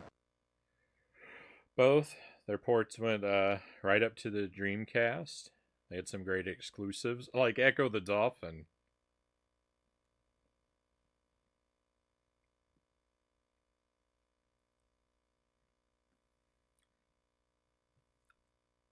That's a really weird way to spell terrible exclusives. Toe Jam and Earl, Seaman.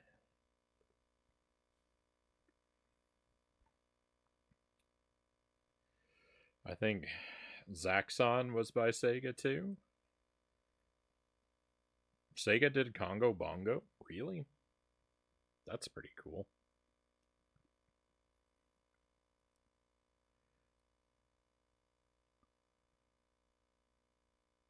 I don't think games are Sega's problem. They made some really dumb hardware choices. Yeah.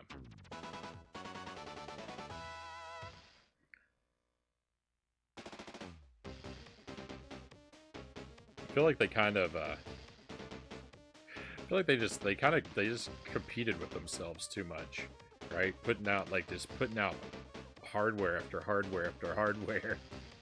Like none of them had any time to catch on, and like I feel like probably everyone felt afraid to buy whatever the newest Sega hardware was at any time, because it's like, well, in another couple months they're gonna put out this new thing.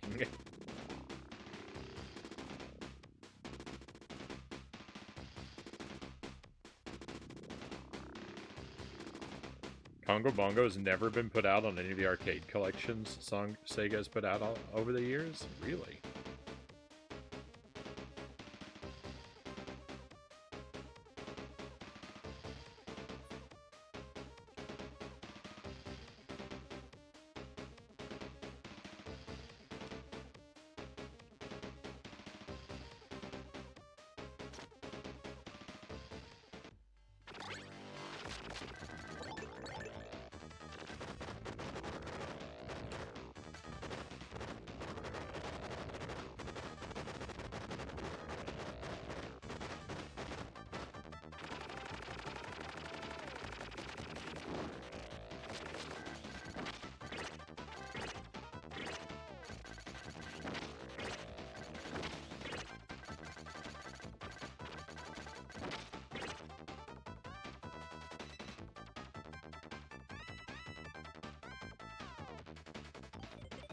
Wonder Boy and Monsterland and Monster World were amazing, Long says.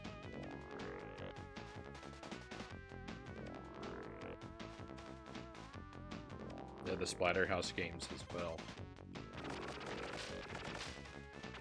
I'd like to try those at some point.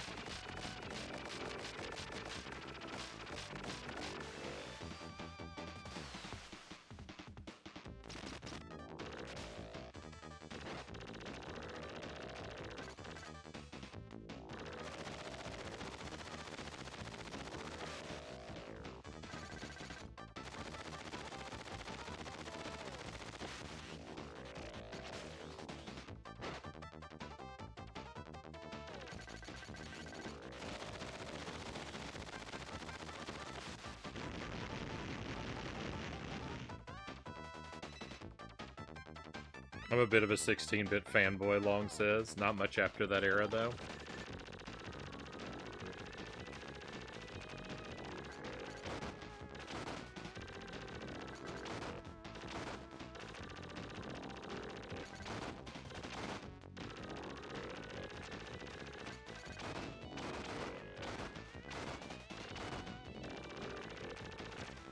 I like the Nintendo 64.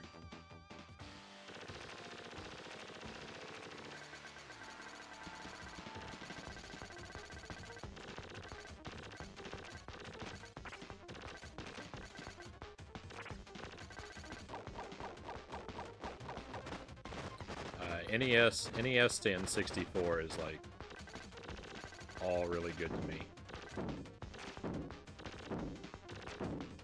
Stuff before and after that window, I have a bit less of an interest in. Commodore 64 is always a delight, of course. Atari 2600 is always a lot of fun. But the newer stuff is a lot more. Anything newer than Nintendo 64 is a lot more sort of rare to me. Not that there isn't cool stuff on PlayStation 2 and GameCube. It's rare that I reach for those.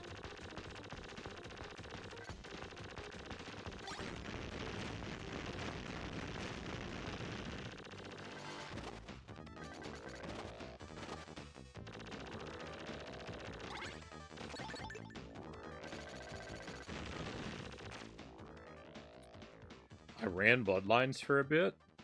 Like, speedrun? Nice. I really like Bloodlines. I'd like to do a deathless run of Bloodlines. I'm not super familiar with it, so definitely gonna take a lot of practice.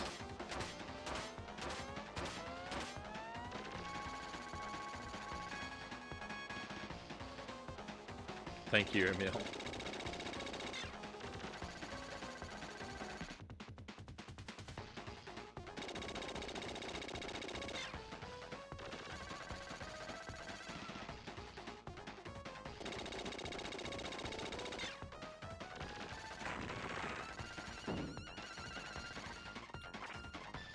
Early 3D Arrow.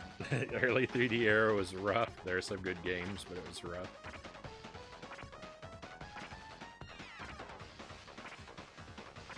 I just never had much exposure to the PlayStation 1. I had a friend who had one, so I played a few games on it now and then, but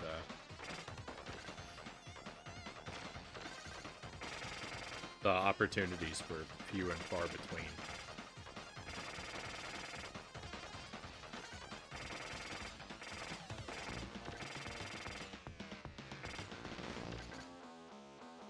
I think my favorite PlayStation 1 game is Bushido Blade.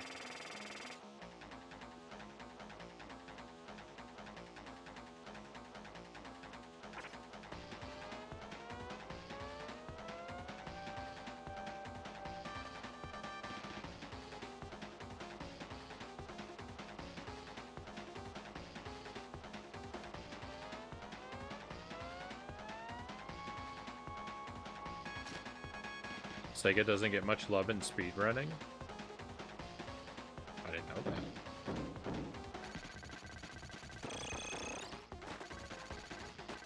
I'm glad you were. Now I'm extra glad that you're running Bloodlines.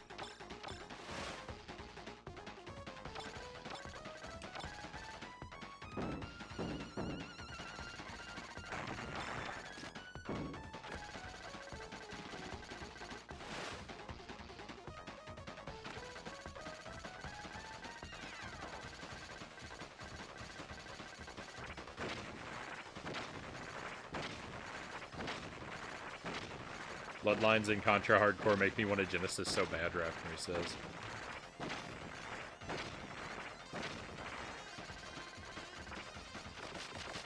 I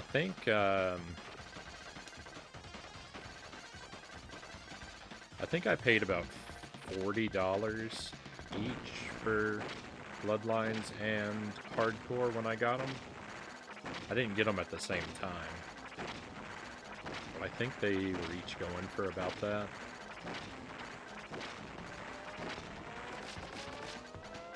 $30 to $40.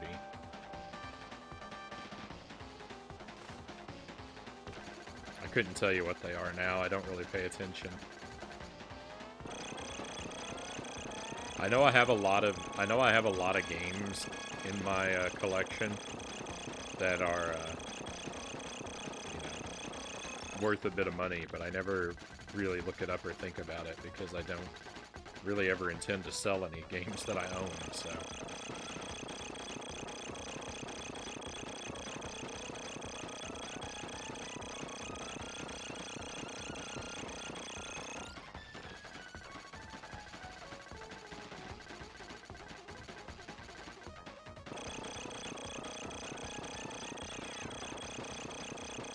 Once I have them in my collection, their price might as well be nothing.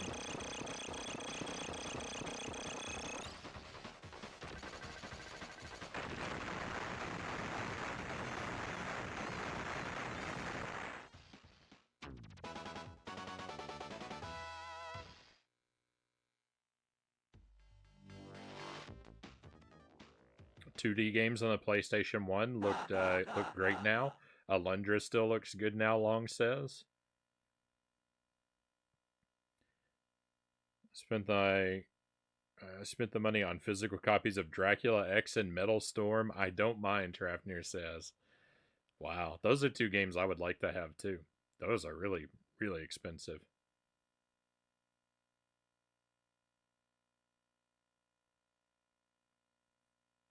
Cool bosses on this game, Emil says. Yeah, it's basically like that. It's basically the whole game. It's just cool boss after cool boss after cool boss.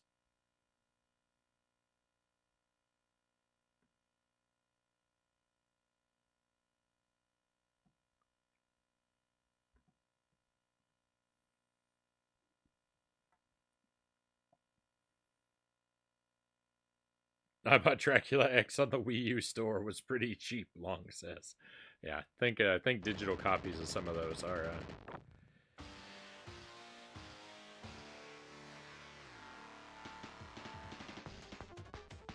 gonna be it for me as well.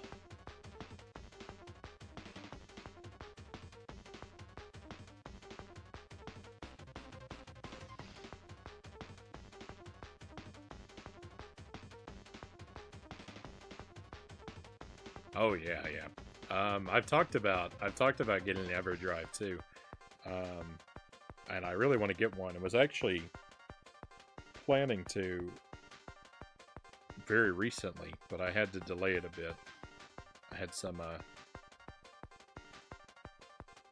somewhat unexpected expenses come up.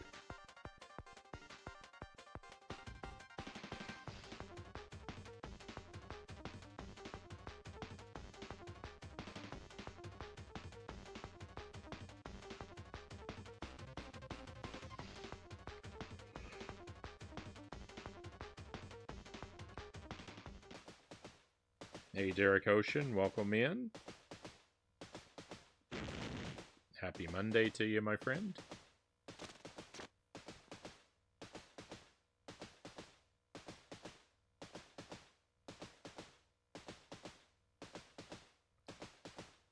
But yeah, I definitely want to pick up EverDrives for most of my consoles at some point.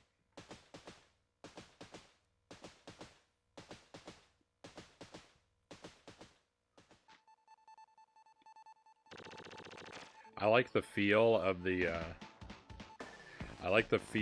old hardware. I'm very attached to that, but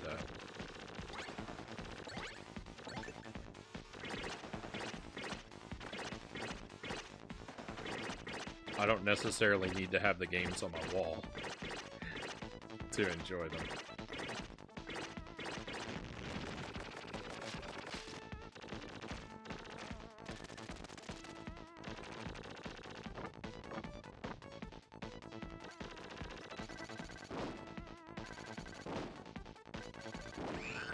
Oh, yuck. This is an easy boss.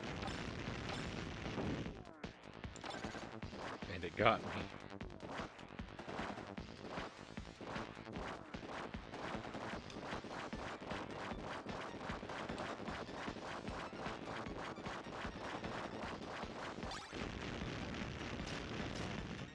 I like the thing the music's doing there. I'm off the screen! Where'd my character go? Contra's going alright, Derek. I'm having a good time, although I'm struggling a bit. It's not very clean attempts. Typical Deadeye Joe. Any way to play these old games is fine by me. More people that get to play them, the better. I'm just a psychopath that wants to play physical copies, Rafnir says. Oh, yeah.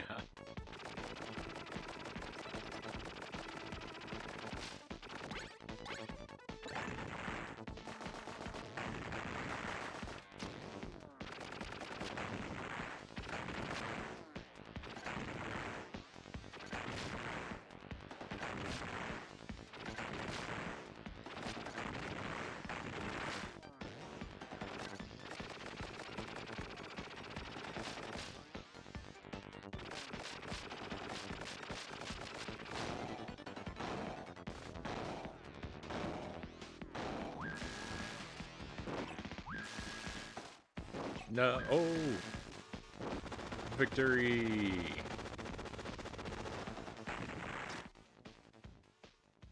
I did better than I thought I was doing.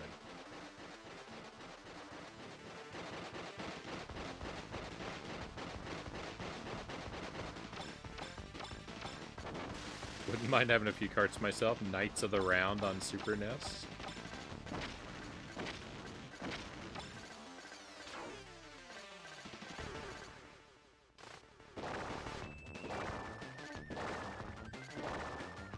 Most of the thing is that the vast majority of my physical game collection I have almost by accident.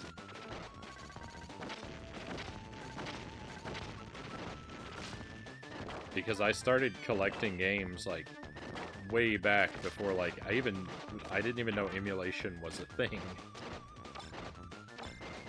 when I started buying cards.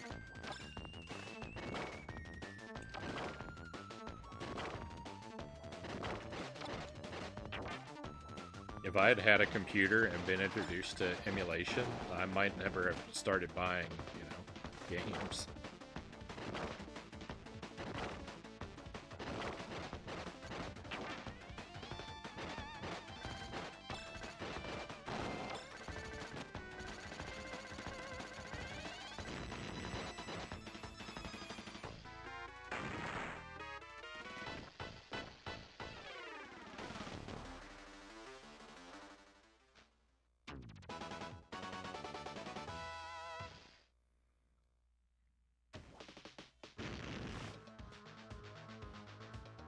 Derek says, just rewatched Evil Dead and Evil Dead 2 yesterday, back to back. It's been a while since I've done a double feature night. Right on. I hope they held up for you. Thank you for the trophies, cows.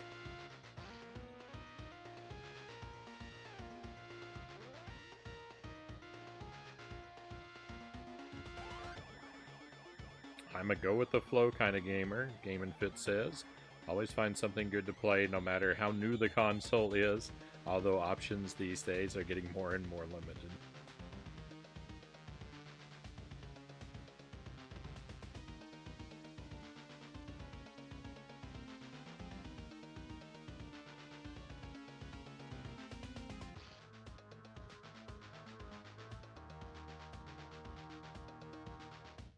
Whisper the link to me, Hrafnir, and I'll share it for you, yeah.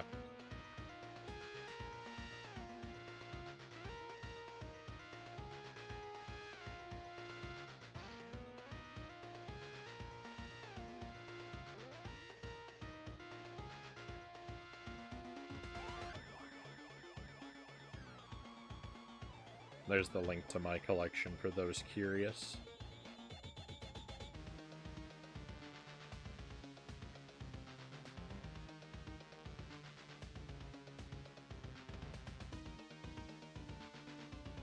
I need you to whisper me the link, Hrafnir, and I'll copy it in for you.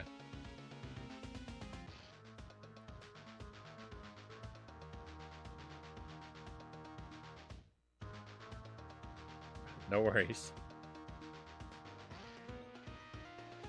Been a while since I've seen both. Still love those movies. Excited to see the new one soon, Derek says.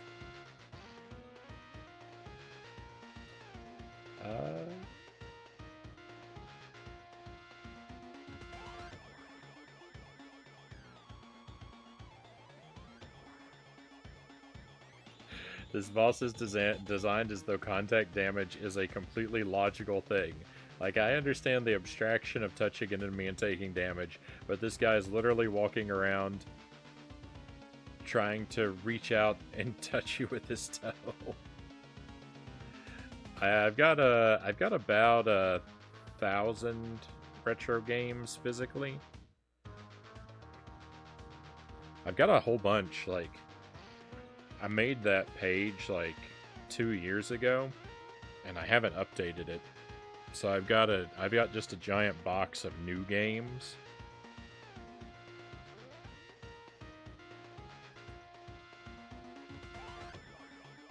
That I haven't ever gotten around to entering.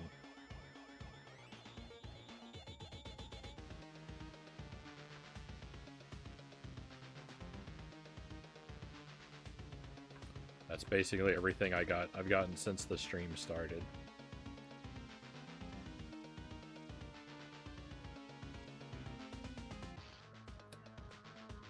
Still tired, Game & Fit says.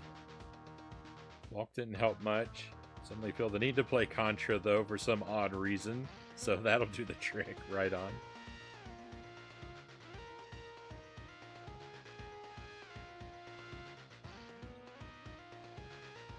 Derek says, gonna see Beau is Afraid with your buddy tomorrow.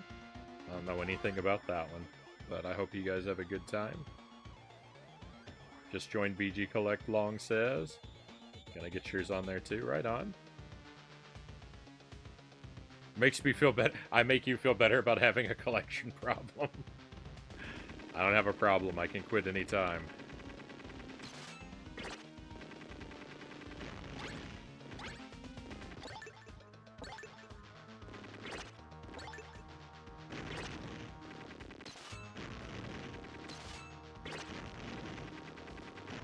The thing is, when I do eventually update my VG Collect, 90% of what I add in there is going to be amusing shovelware that I bought for the stream.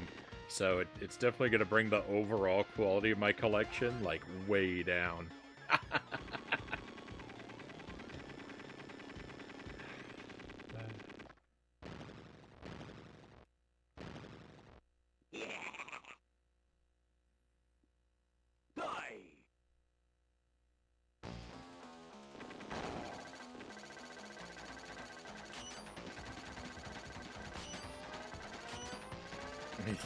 VG Collect needs a jank platform category.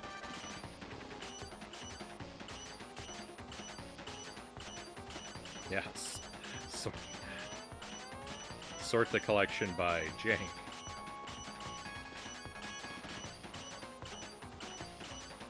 That's good.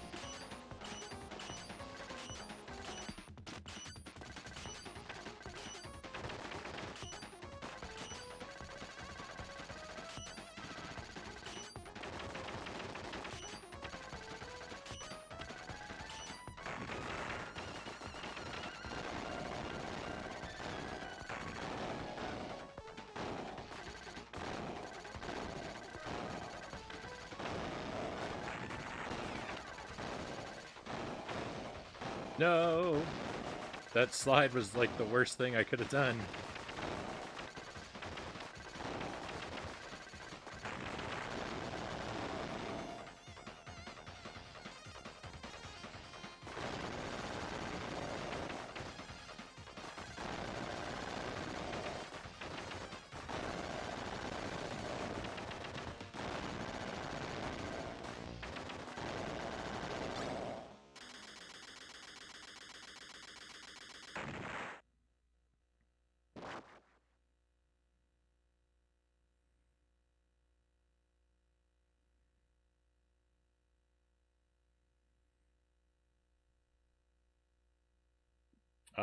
Sorry, me saying give me the controller was presumptuous and rude. Dynamite says, I just haven't played this in 2 years, and watching it's making me jump at the bit, wanting to run it back. No worries, Dynamite. I didn't take any offense.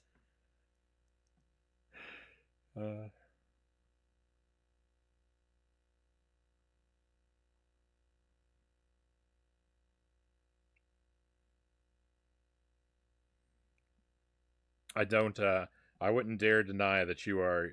I 100% believe that you're way more expert than I am at this game. But if I don't do it myself, how will I ever learn?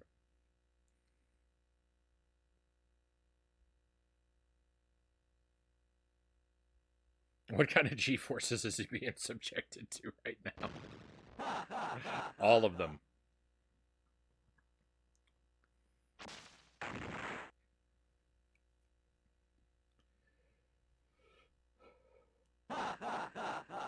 Does Jelly support your collection addiction? My ex wasn't very fond of mine, Rapnir says.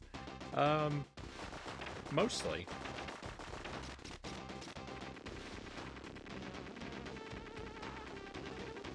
Particularly if I'm buying 8-bit platformers. Jelly's usually okay with that.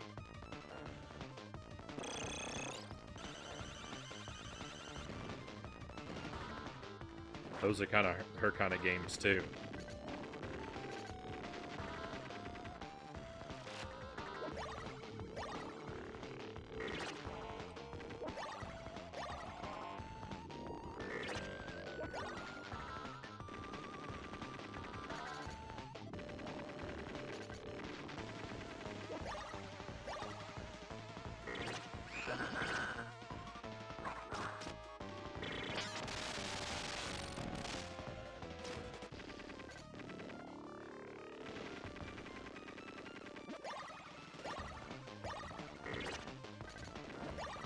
I tend to run most of my gaming purchases by Jelly before I make them.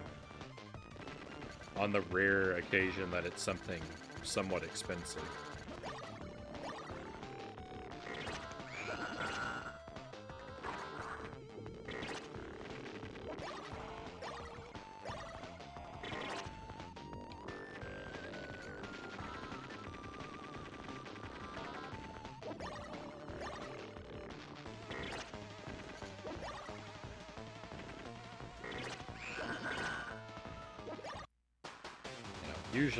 Usually I'm only spending like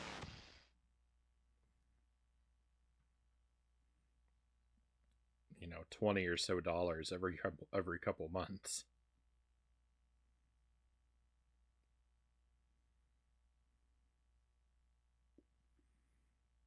I got these 187 games so we could play together.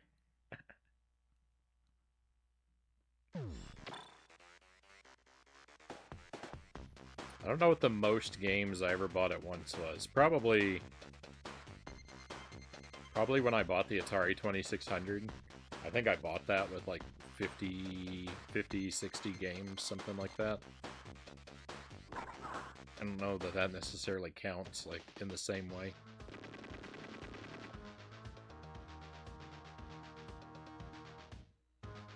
What's the most expensive cartridge you've ever bought? I don't think I've ever paid more than $70 for a game.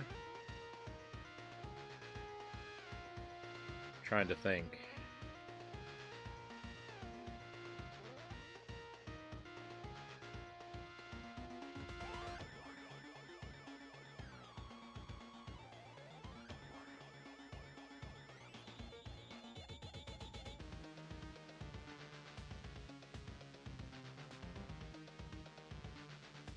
$75, somewhere in there. So probably something like DuckTales 2, or maybe Conker's Bad Fur Day when I got that.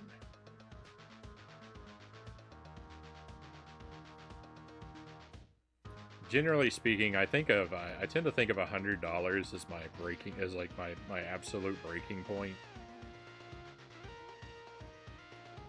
If a game goes above $100, I pretty much write it off as something I'll never buy. And I'm really hesitant to pay more than a new game price for a used game.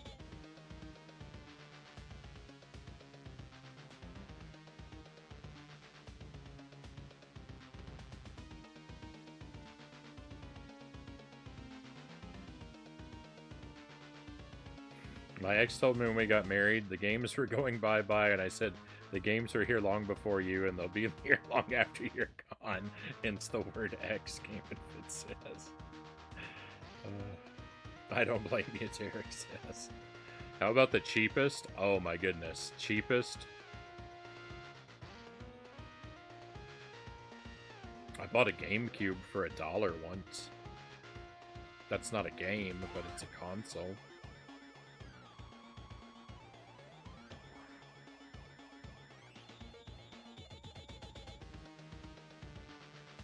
Same for me. I really have to want the game if it's more than $100. Yeah, Hrafnir.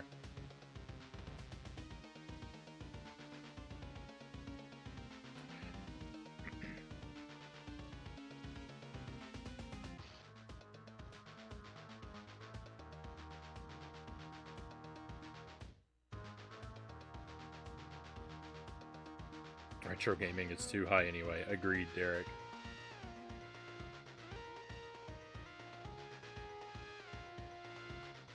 Yeah, it was like at a... It was like a yard sale thing, like a community yard sale in like a park. And Jelly and I had a little space where we were selling stuff, and one of the people, a couple lots down from us, it was at the end of the day, and we were going around, instead of selling stuff, we were using the money we just made to go around and shop at the other spots. It was at the end of the day though, and one of the like families there or whatever, they had a GameCube that apparently that had been sitting there all day, and no one bought it, and so they said they'd give it to me for $1. This was around the time the Wii was still new, and since it played GameCube games, like nobody cared about the GameCube anymore.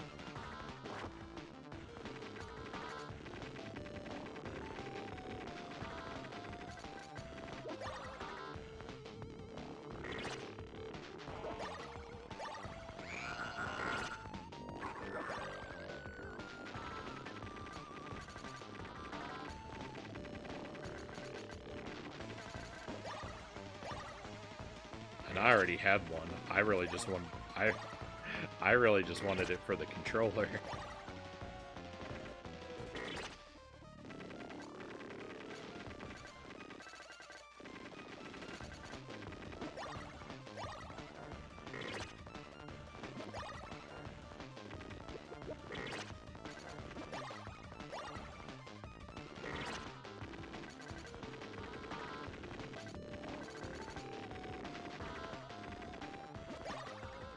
If I thought about my collection like an investment,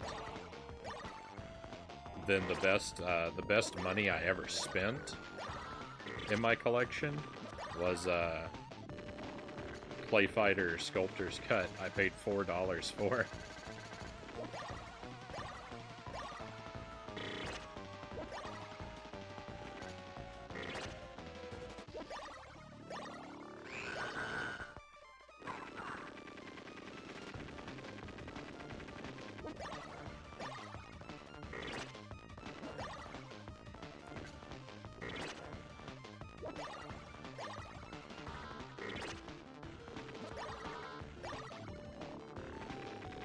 I bought it from a used bookstore, and I didn't know it was rare at the time, and clearly neither did they.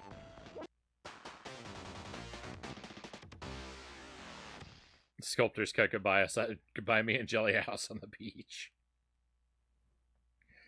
Well, I mean, it's not a fancy, like, complete in box copy.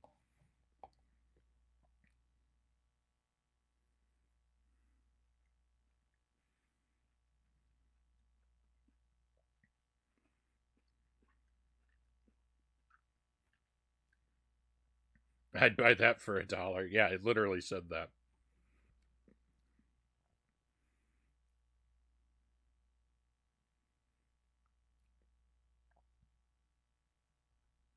I wish I was a pure old school gamer, but I either emulate or ever drive everything these days, Dynamite says. Legit wish I bought more original stuff, but who has the time, right? I don't think there's anything wrong with those options.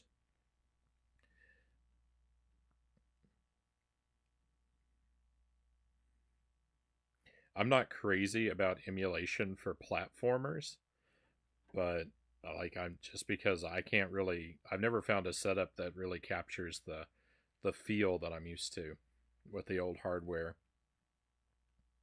with like platforming games, but with something that's like, like RPGs and stuff like that, where that kind of stuff doesn't really matter.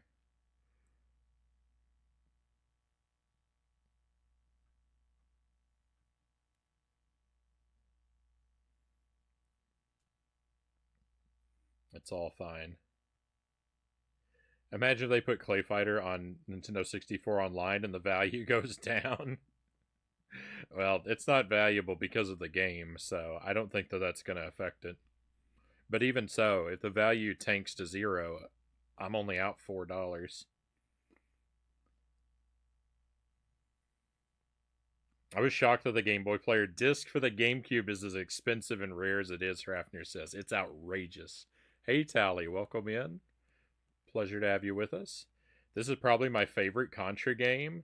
Still never beat it, though. It's really hard. I like it a lot. It's been growing on me. I've got my problems with it. There are issues with the camera and issues with the controls that kind of drive me crazy. But I don't know if it's because I changed characters or because I'm working on a different path now, but I've really been digging it a lot more the past couple nights I played with it.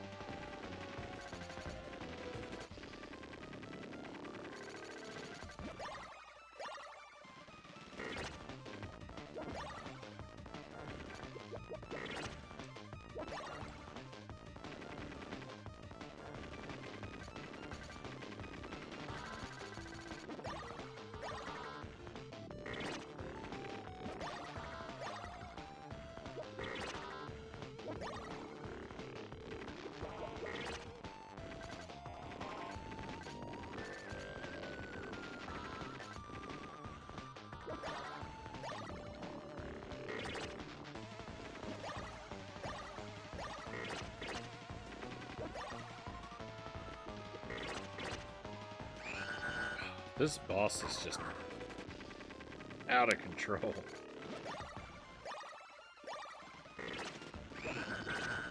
It's super difficult.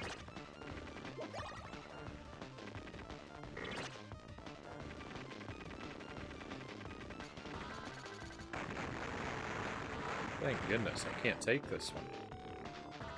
Oh, I don't know if I actually welcomed you in, Ghouls, but welcome to the stream.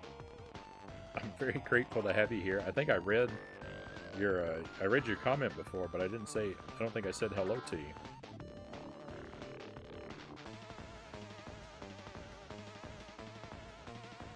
I read a couple of your comments. I always used to play as the robot. Yeah, I haven't tried the robot yet. I've heard a couple people have told me that the robot's their favorite character. At least they're honest with you at this one. They put hard right in the title.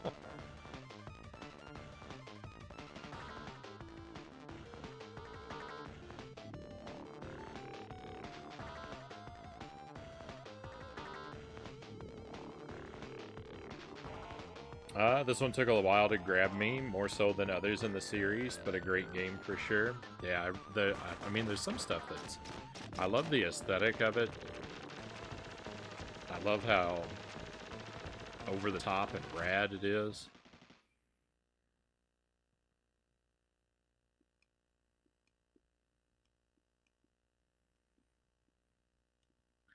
There's a lot of really great things about it.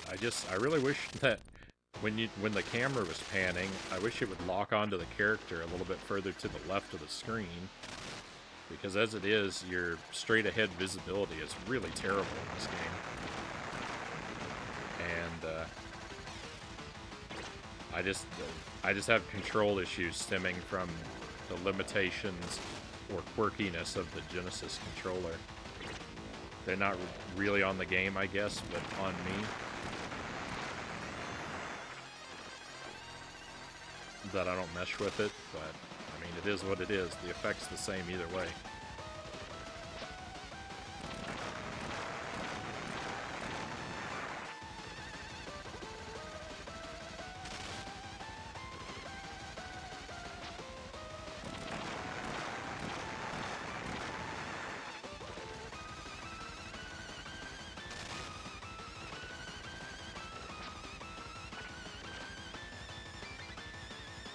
That's okay, I'm very rude and never say hi.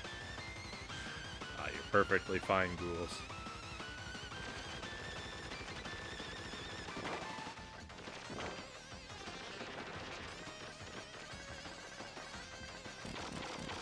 Whoa, I forgot what he was gonna do.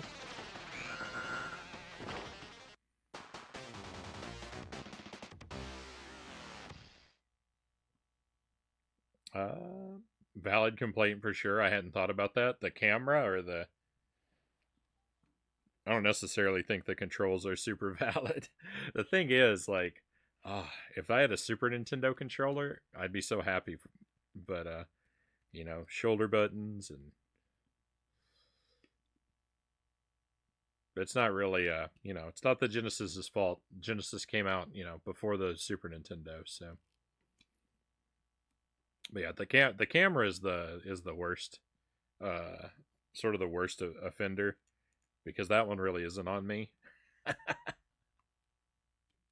But I fumble with the weapon switching and the toggling between like stand and aim versus run and gun. And I get a lot of unintentional diagonal inputs, but that's, you know, that's just a product of not being familiar with the Genesis D-pad.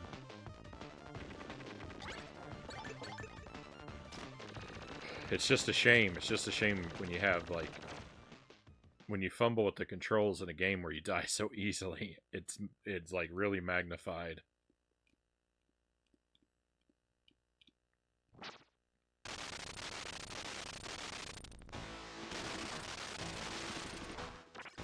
Lost Kingdoms 1 and 2? That was made by FromSoft? I didn't even know that. I only bought... So I have those Lost Kingdom games. The only reason I had them is because one of my friends told me to buy them.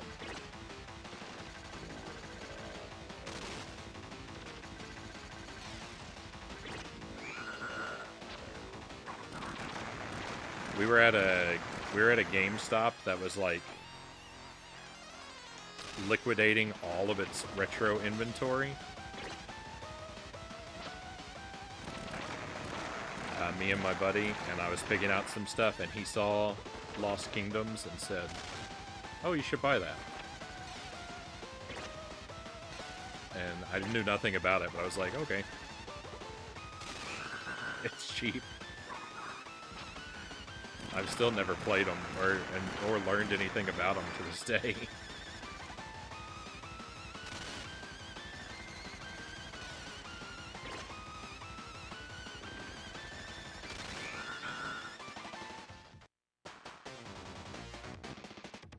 Lost Kingdoms are great games.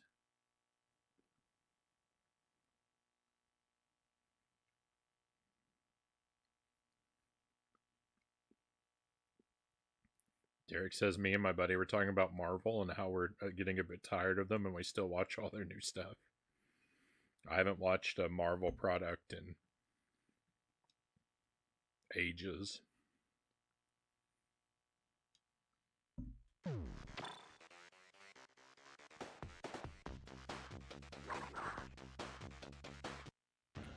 Hey, thank you for the wheel, Hrafnir.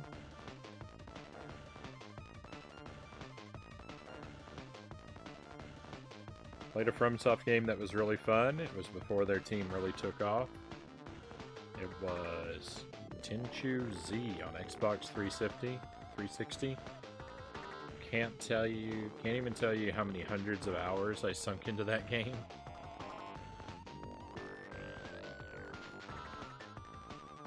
Alright, let's see what the wheel chooses for me this time.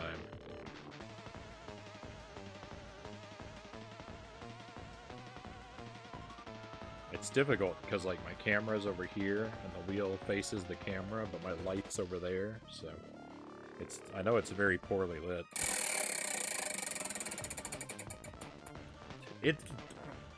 That's the same thing we just had, the Belizean heat sauce. This is the one that gave me hiccups last time.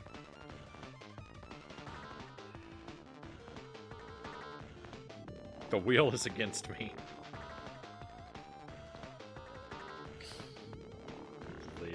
bottle here. Fingers crossed for no hiccups this time, Cal says. Yes, please. Oh, wait a minute. So I told this story on Friday, but we've got a different set of people here, so I'm going to tell this story again before I eat this. Jelly and I were we were driving, and in the distance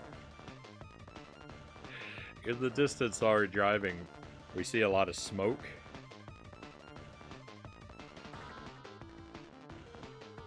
You just have to tell yourself you aren't a fish if you get the hiccups again. It always works to stop mine.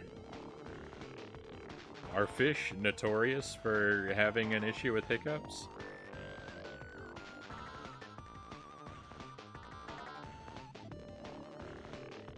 So we were driving along and we saw a bunch of smoke in the distance, and Jelly said, you know, whenever we're out and I see smoke like that, it always makes me a little concerned, because when I see a bunch of smoke, I don't know what's going on. And if, like, someone has had an accident and that's, like, a dangerous fire, or if someone has, like, intentionally set a fire, or what's happening.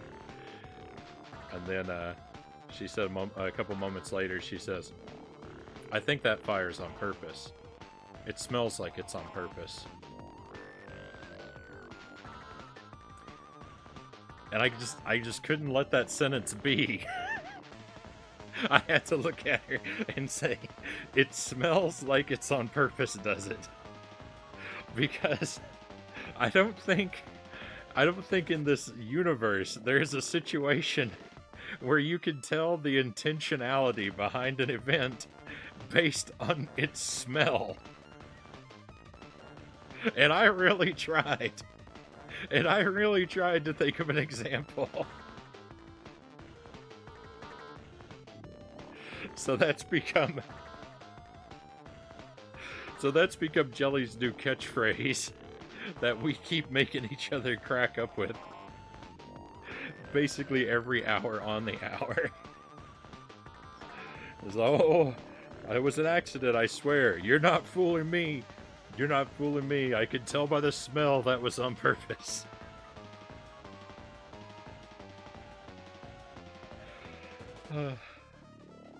It smells like it's on purpose. So yes, I have to share that with everyone I know.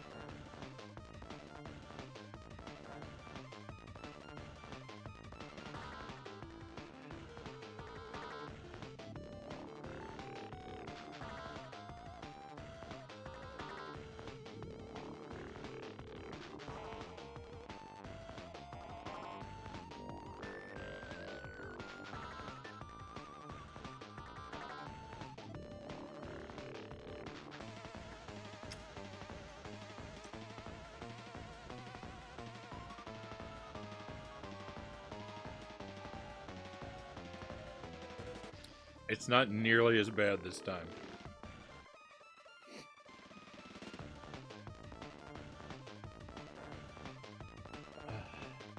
Something must have gotten me before, like, I don't know, if you leave a bottle of hot sauce on the counter, does all the, like, spiciness rise to the top?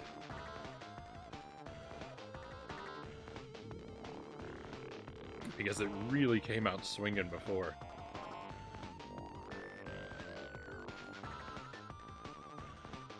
This is much more manageable. It's still bad, don't get me wrong. My nose is running and my stomach is really, really uncomfortable.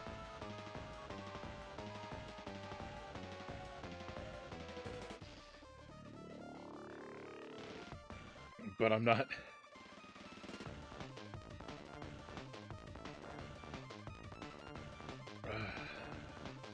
I'm not gonna fall to pieces this time. I have a troll wheel.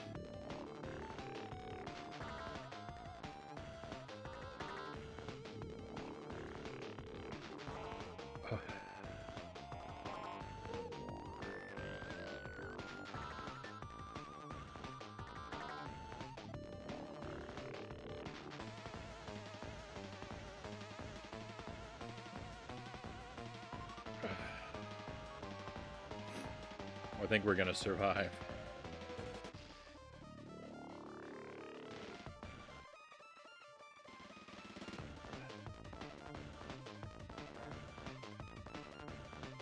Dynamite says agreed. When I was a little kid, we were all just dying to see a new Marvel movie and Hero finally come out. Now I'm dying for them to please stop coming out once a month.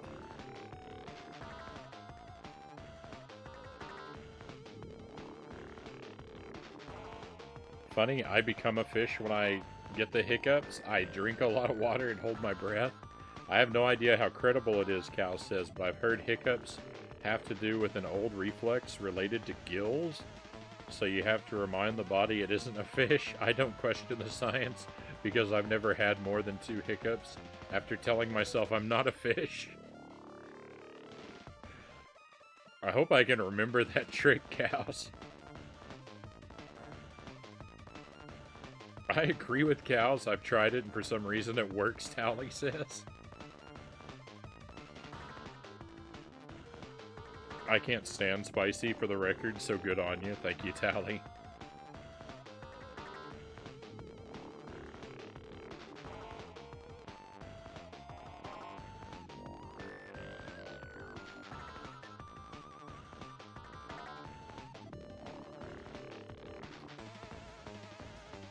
I'm thinking about your scenario there, Hrafnir, and I still don't think that it really adds up. I still don't think it's intent that can be discerned.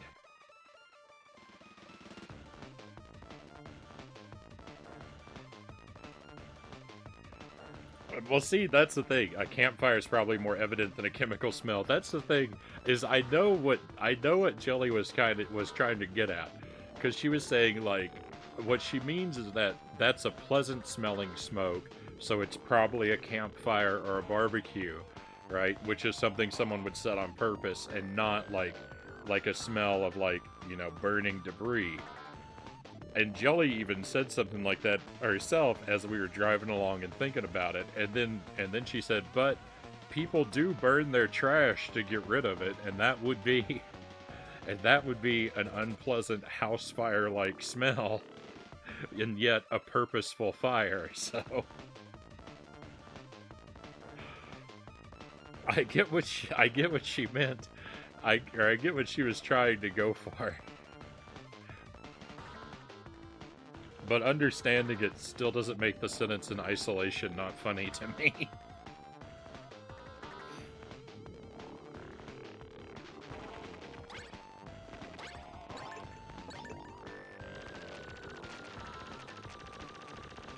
You mean you smelled what she meant?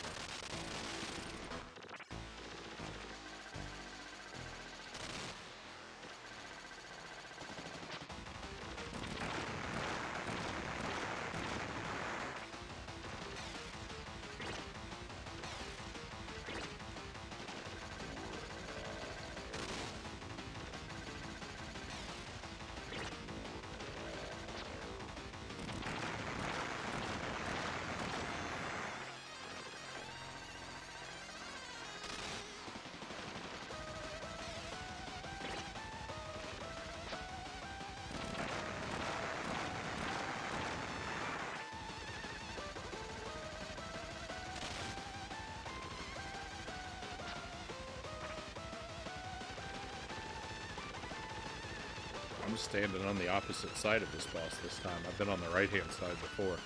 He's always moved to the right first, so I don't know if he's going to come at me or if he's going to back away.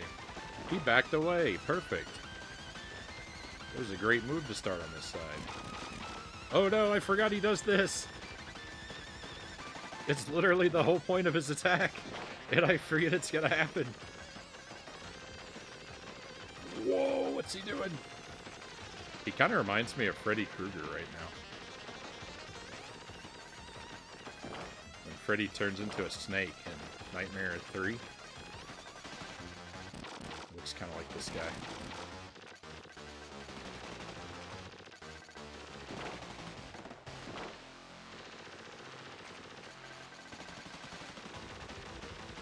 No!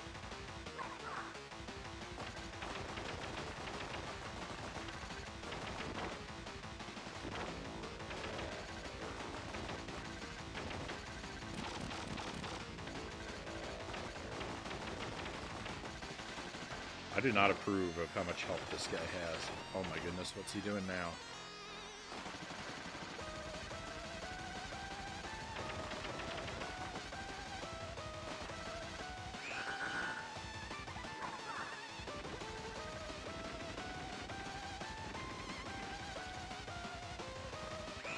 No, I couldn't slide through. Hey, we saw something new. I was thinking of the noodle neck from The Thing. I haven't seen The Thing in a very long time. I can't picture that particular form in my memory anymore, sadly.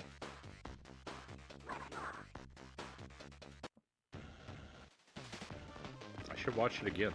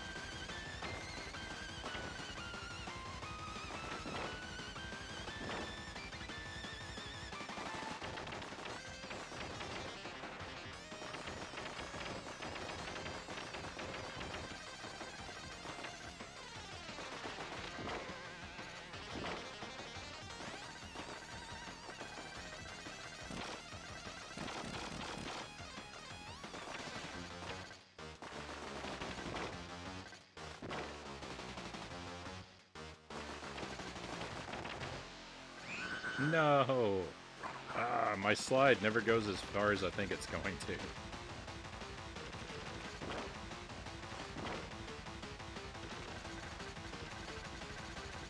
You know, the things he's dropping on me look a lot like the things I'm firing at him right now.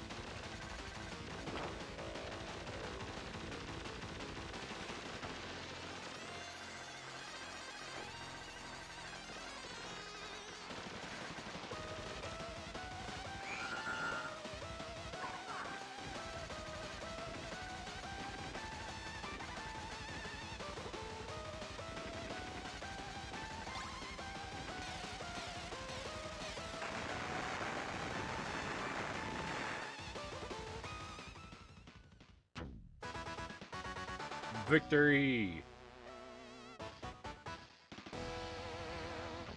The music was scary again.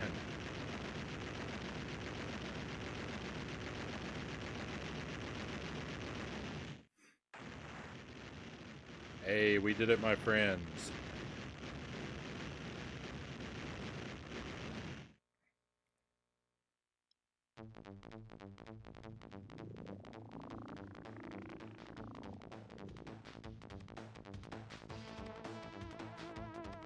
Alright, that's another ending.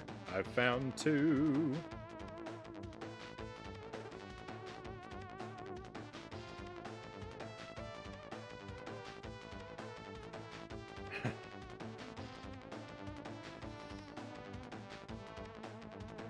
Long says I've got to take the kids to school. Great stream, mate. Enjoy the rest. Thank you, Long. Thank you for being here. Hey, you got to see the end too. Right on. Thank you for the trophies, cows. Thank you for the GG, Emil, and the ghouls. Thank you. Thank you. I feel good. I feel good. We got another ending. Boy, it was rough.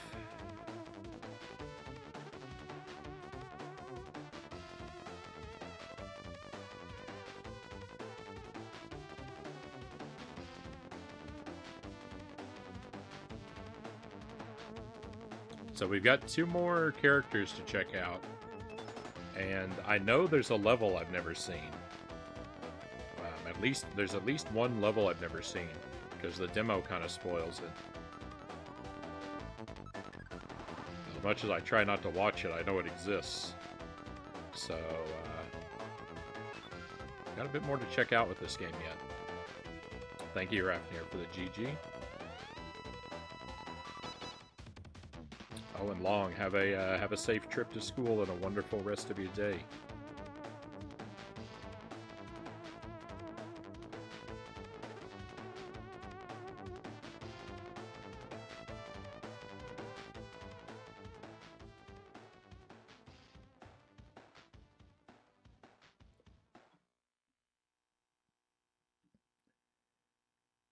I kind of think I want to play this a little bit more.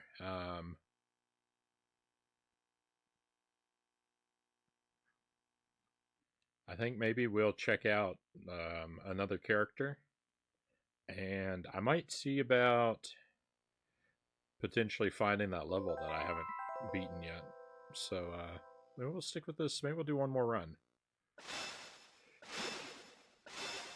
I want to make sure I leave time for Mystic Quest, but I think we've got a lot of time left for the stream tonight. I'm going to be going till, it's like 2:30 for me right now, and I'm going to be going till about 7. So I think we can do another run.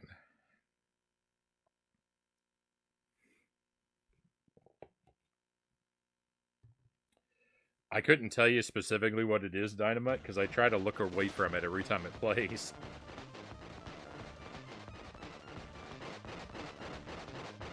It looks like a vehicle level. That's all I've really been able to catch.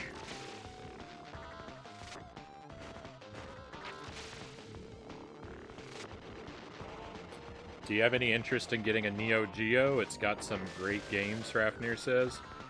Realistically, Rafnir, I don't think that I'm going to buy any new hardware. If it's a console I don't already own, I'm probably, like, I can't really make the investment of buying a new console and building a new library of games. I'm much more interested in just adding to a library I've already started. At this point, you know, with my financial situation being what it is, and the games market being what it is, and the state of my collection being what it is, I just lean toward adding to libraries I already have, and probably not going to build a new one. So, like, Neo Geo, Sega Master System, like TurboGrafx, these are things that would be interesting to me to explore. But this is one of the stages that I haven't seen.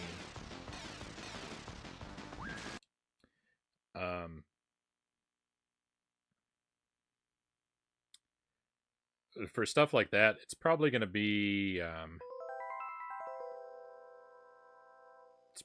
something that I have to rely on emulation for.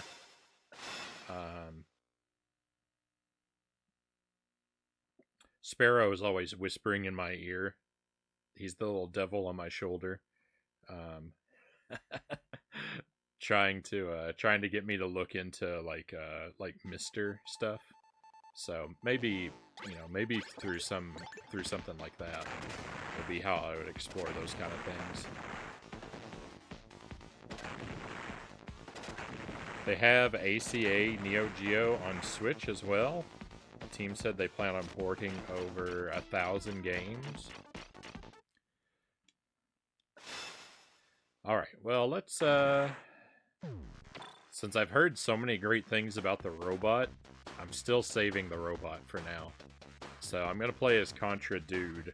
I accidentally selected him once, but I haven't ever really played as him. Ray. I think Ray is the character from, is he the guy from the Contra Adventure? I think that character's name is Ray. Interesting. Sparrow's the Tasmanian devil on my shoulder. That's... Oh, poor Sparrow.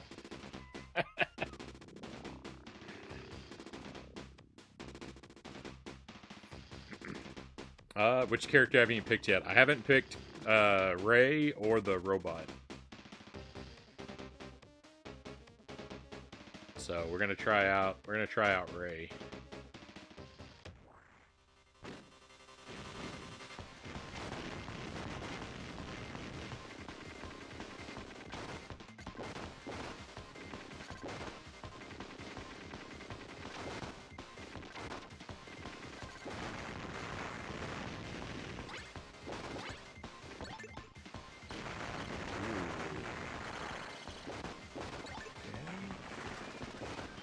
Homing missiles, alright.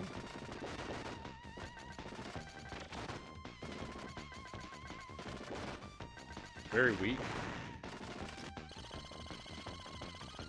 Kind of like his upgraded regular shot.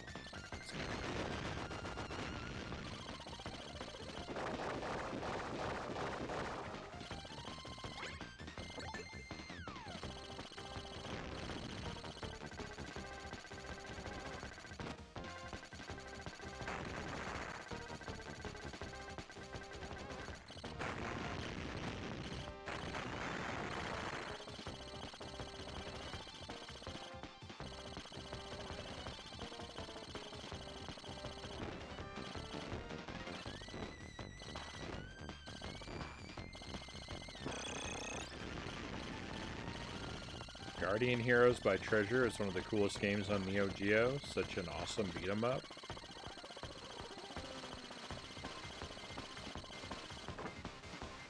It was not on Neo Geo?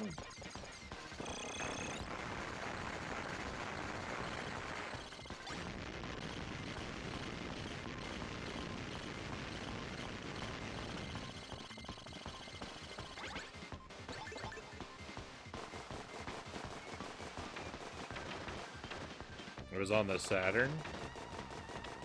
Maybe I was hoping it was.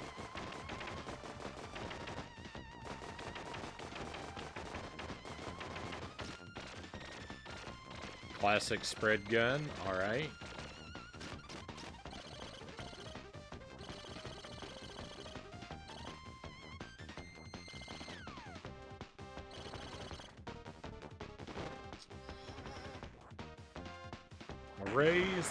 Ray's arsenal of weapons looks alright.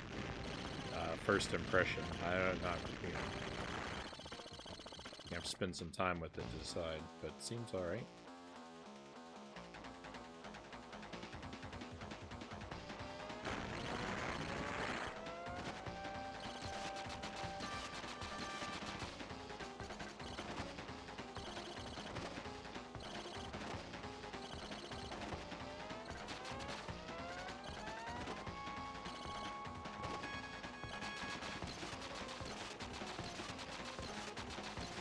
Oh my goodness. This guy was going wild.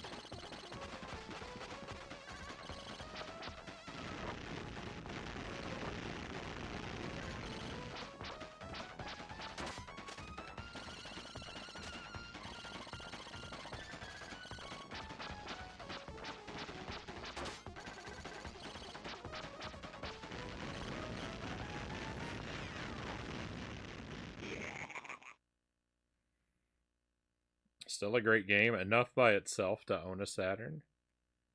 Also appeared on the Xbox 360. Wonder if it's on the Series X now, Game and Fit says.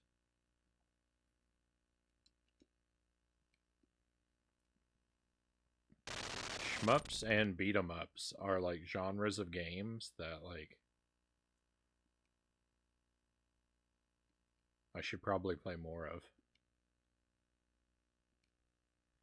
Alright, so I'm thinking go after Deadeye Joe is what I want to do right now.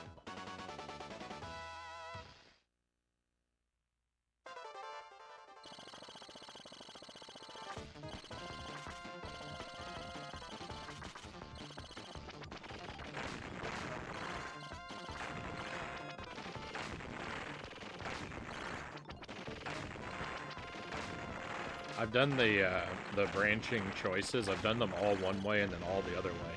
I haven't done any mixing and matching yet, so I'm hoping that finding the levels I haven't played is just as simple as mixing and matching the selections rather than going all one way and all the other.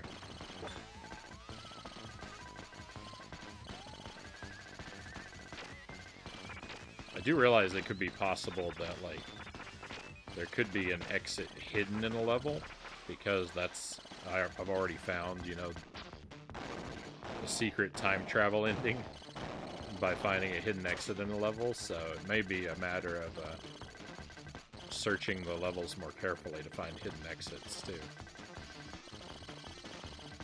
That possibility is in the back of my mind as well.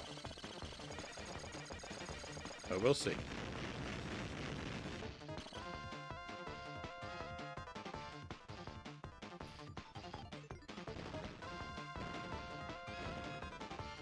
Could actually be both things.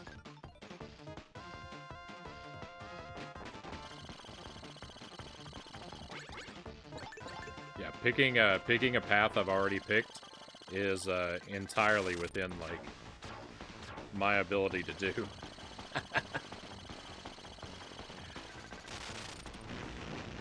I am something of a bonehead, so I could very easily repeat a path.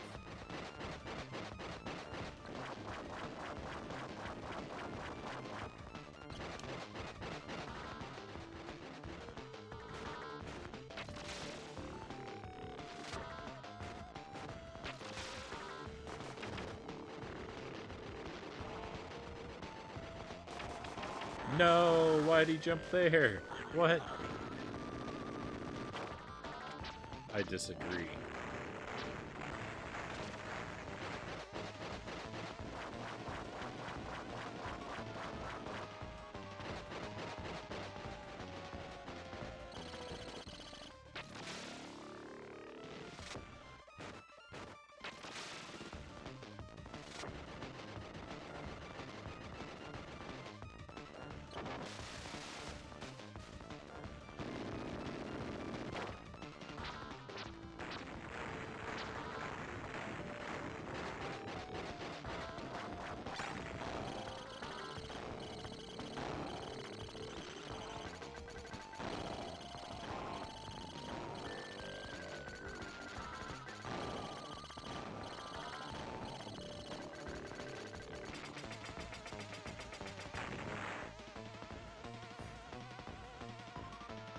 I remember this sequence being mind-blowing as a kid. It's pretty wild. It's pretty, you know, it's feels like Sega. It feels like Sega, you know, saying, "Who needs Mode 7, right?" Hey, Stat Cat, welcome in. Thank you for the resub, Stat Cat. Thank you very much for the 9 months. Very grateful for your support. I hope you're having a great Monday. Your week's getting off to the right start. The Werewolf in Sunglasses has a cooler run cycle.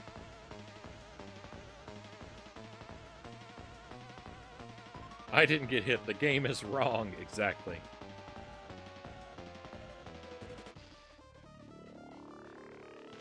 The werewolf is a robot too?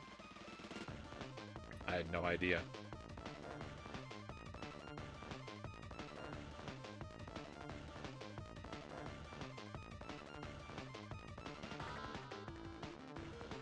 I remember my dad got really mad playing a first-person shooter game, and he yelled, "Stop shooting me!"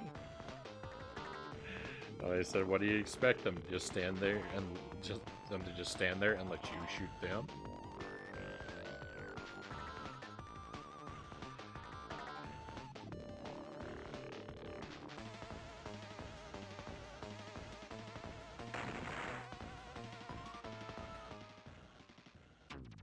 Rest in peace, Dead-Eye Joe.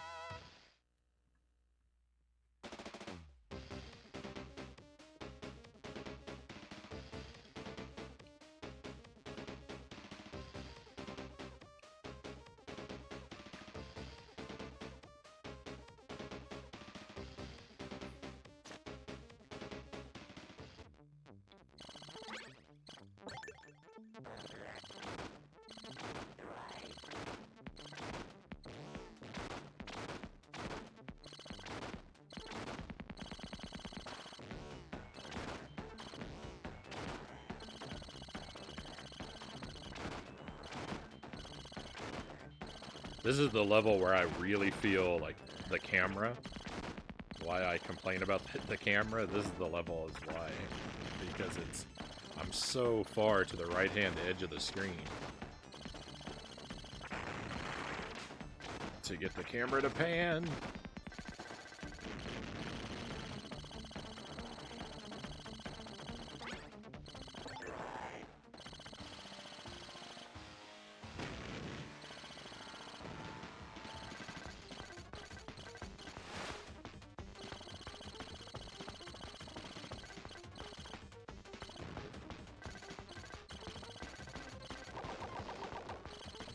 There are other parts where it's a little obnoxious, but it's not as bad.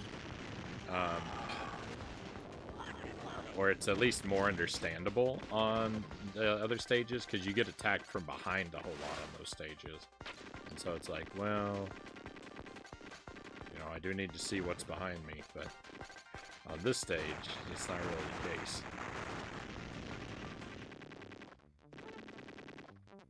Missile KPI cut. Yeah, just, you can't see what's coming up ahead of you. It drives me a little crazy.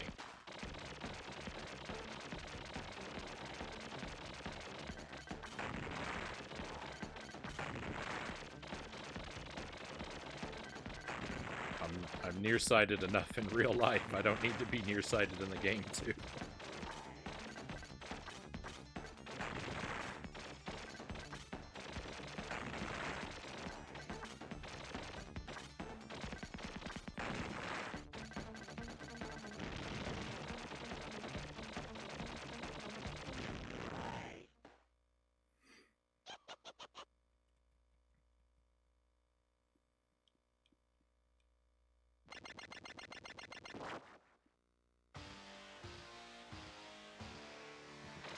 Virtual zone.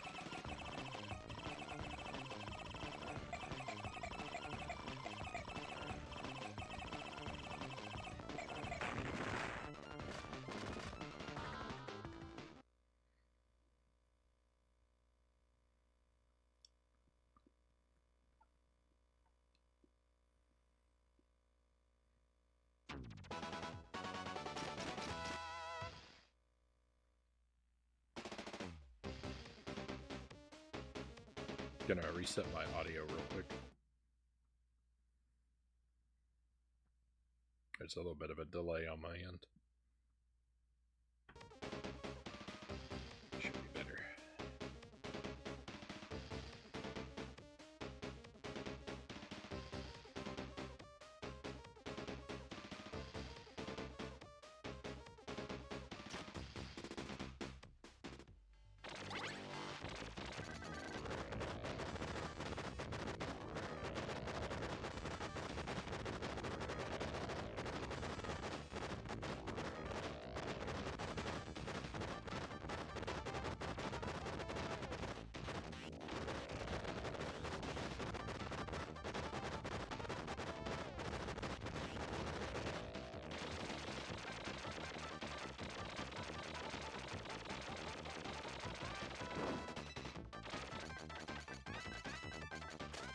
Uh-oh.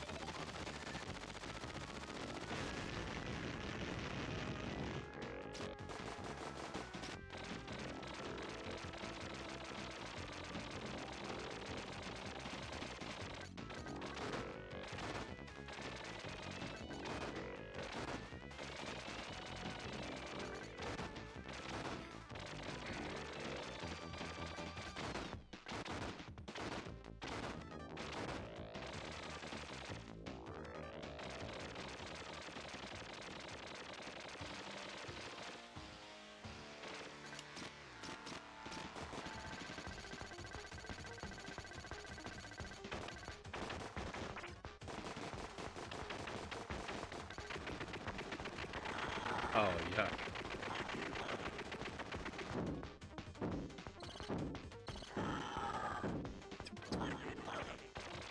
I don't agree with what's happening to me.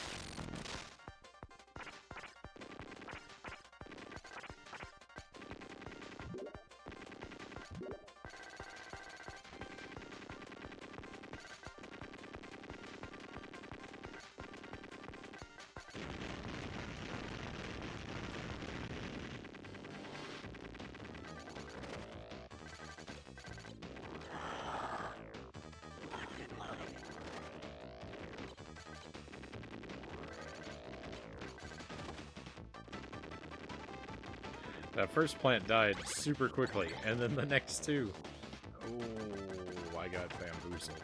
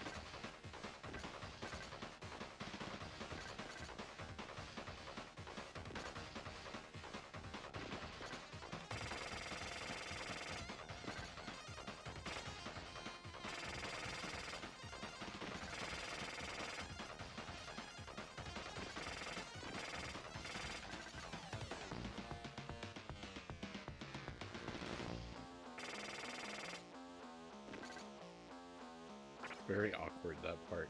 Hey, Greg, welcome in. Welcome to more Contra on the Genesis. Hope you are doing well. I've got no complaints. I found my third ending in this game just a moment ago. Now I'm seeking out ending number 4, if there is one. Or at least a level that I've never played before.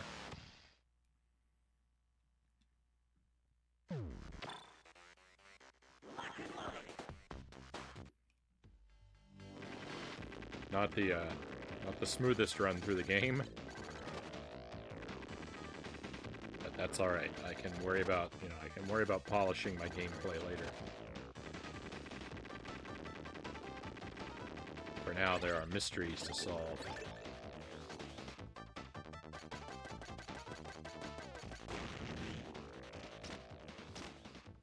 Been playing the Final Fantasy Pixel remasters, right on. Hope you're enjoying those. Mecha Potato is my favorite boss in the game, Rafnir says. This boss is less exciting to play. It's kind of a tedious experience. There's just so much waiting.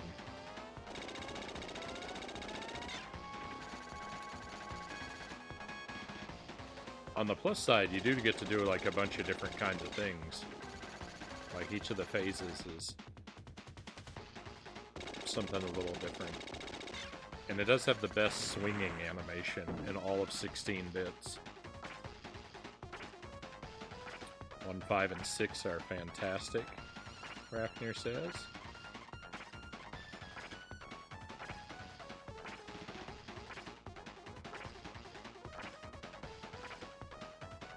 Blast from the past, welcome in. Hope you're doing well today. And your week's getting off to a good start. Playing Contra, you're a brave soul. I'm dead. I'm dead. I love Contra.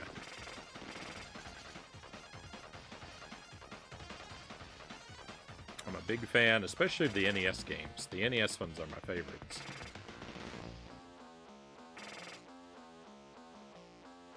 But they've all been pretty great in their own way so far. This one's really been growing on me here lately, too. I do enjoy challenging games, yeah. If a game isn't grinding my bones to powder, I don't know what to do with myself. And thank you for the follow, Blast from the past. Certainly appreciate you coming on board with us. I'm the worst. The universe is in jeopardy because of me.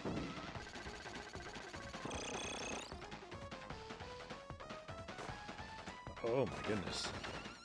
This laser's out of control!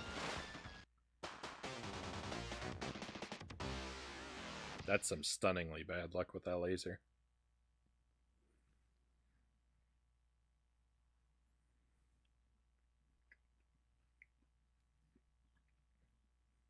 I'm surprised I wasn't following yet, so I fixed that. Well, thank you.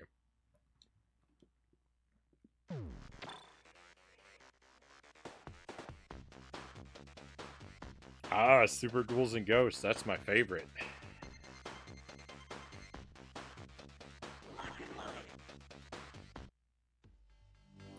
This man eats Super Ghouls and Ghosts for breakfast, Gaming Fit says. I don't know about that, but I love the game. I do alright. It's been a lot harder. It's been a lot harder since I've been doing that all items thing in Super Ghouls and Ghosts. It's so much more difficult when you have to play with the bad weapons.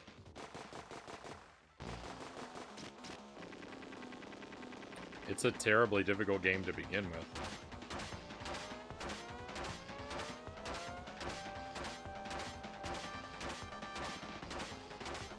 Craftier says, I'd like to see more retro remakes in the Octopath Traveler engine. That game does look pretty good.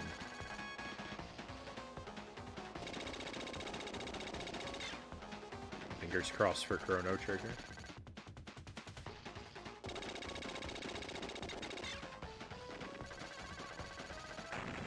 My favorite Ghosts and Goblins game is either NES or Resurrection, Greg says. Both very good.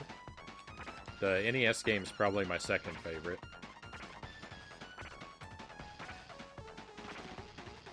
It's hard to judge Resurrection since I haven't finished it. I sadly have yet to finish it. I just can't. It's so hard. It's so hard. I can't bring myself to pick it back up. We certainly will. We certainly will, but I just picking that game back up is like a commitment to where it's like I'm saying, all right, we're gonna be doing 20 hours of this on the stream every week.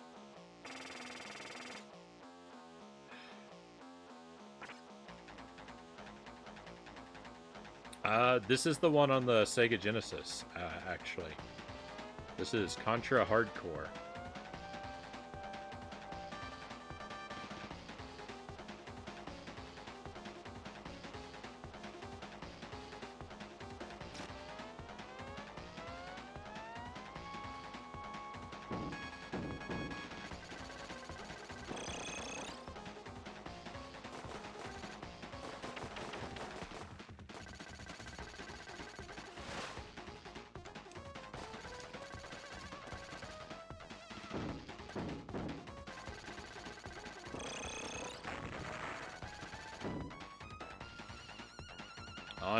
On Wednesday night stream, I'm planning to do a little Contra marathon. So far I've beaten 6 Contra games, and on Wednesday I'm gonna try and play them all back to back and see if I can beat all 6 of them that I've beaten previously in one stream. I think I'll be able to do it, but we'll see. I haven't played some of them. I haven't played some of them in quite a while.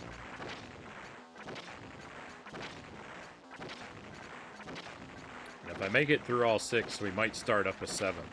But beginning and beating a new Contra game in one stream,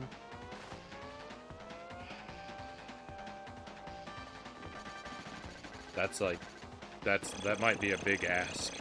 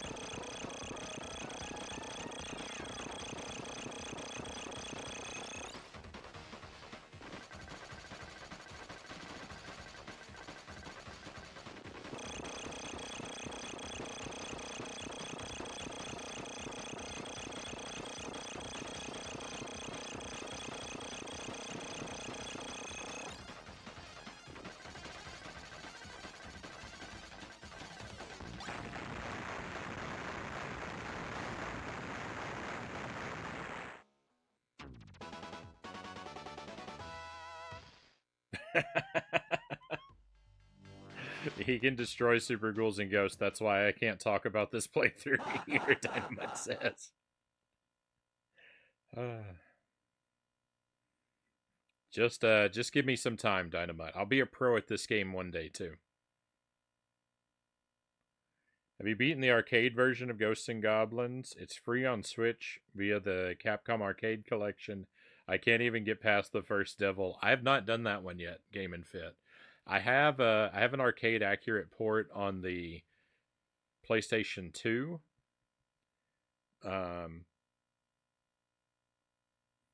that I'm planning to do on the stream at some point, but I haven't gotten to it yet. I need to see you do a run of Super Ghouls and Ghosts, Frownie. You got to show me how it's done. I'd love to, Rafnir. We might do Super Ghouls and Ghosts on Thursday night stream, but no promises. That's like the only place I still have an opening where that might be what we end up doing. But don't hold me to it. Either way, I play that game all the time, so the odds of catching it are pretty high. I started playing Taz Escape from Mars yesterday on my stream. Mixed feelings about the controls, but pretty fun game so far. Taz Escape from Mars was maybe the best Taz game that I played. I don't know if you maybe you know already, but I played 6 or 7 Taz games in January. I did a little marathon of Taz games.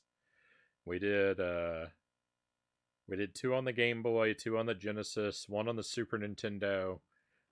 The one on the Super Nintendo is the only one I wasn't able to beat.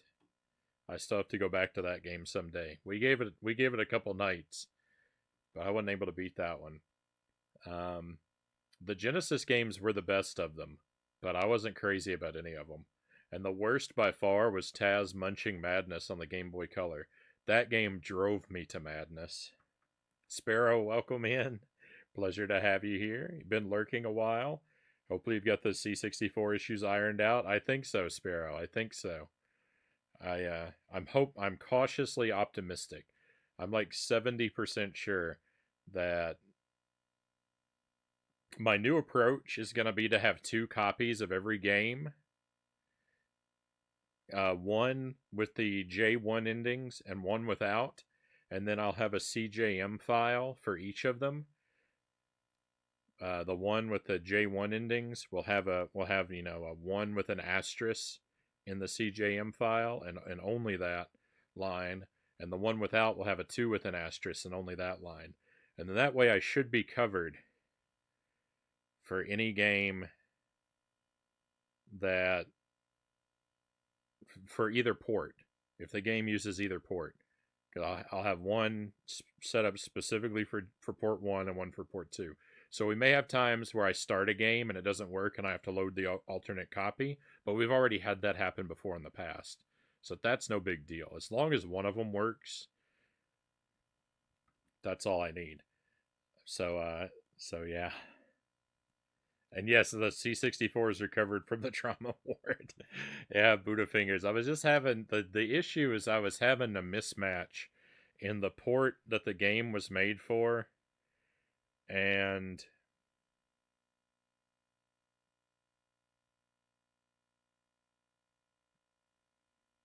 a Sparrow. None of that works. I've tried to do that port switching. It doesn't work with my gamepad or with the original joystick. So, unless you can somehow show me what I'm doing wrong, I've tried every combination of buttons. I've tried holding one while pressing the other. I tried holding one then holding the other. I tried just pressing each of them. It does like nothing works.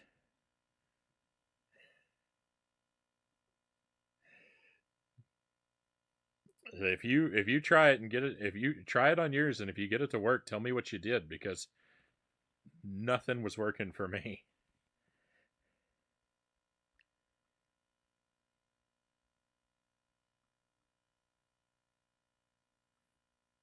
Port switches get stitches is what I heard on the playground, Buddhafinger says.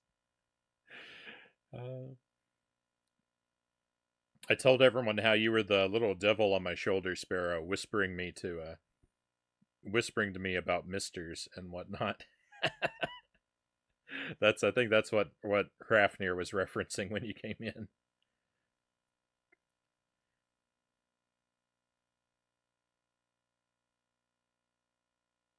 Legends say if you say Sparrow's username in the mirror 3 times, he appears and gives you a mister. I did not know that. That's cool. Yeah, so it's a pretty funny coincidence that you're playing that one.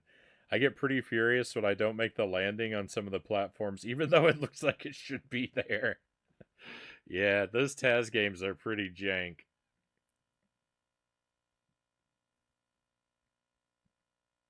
Repent and use FPGA, Sparrow says.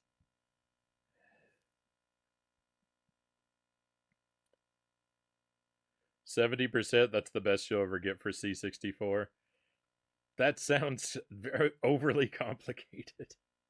Tasmania on Genesis graphically looks great, but then you play it, Dynamite says. Yeah, that's the thing. The Genesis Taz games were the best of the Taz games that I played, but considering their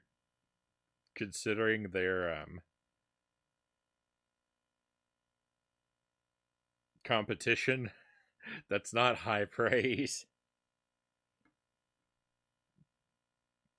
Are you planning to do another Tazathon? No, Persephone. I'm not planning to go back to those games for a very, very long time, except the one on the Super Nintendo. I need to play that one again because I haven't been able to beat it yet. And welcome to the stream, Persephone. I hope you're having a great start to your week.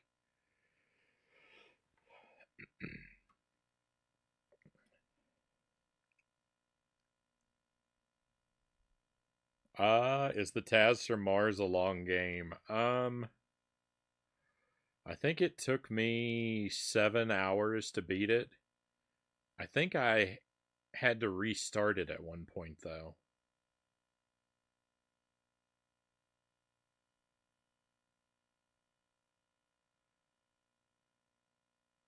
I'm on a Planet X level right now. You have quite a ways to go yet.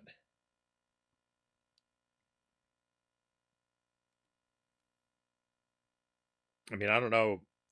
I don't know specifically. Like, I don't want to spoil things for you, so I don't know like how much to talk about it. And on the other hand, since I haven't played it in 3 months, I don't know how well I remember it.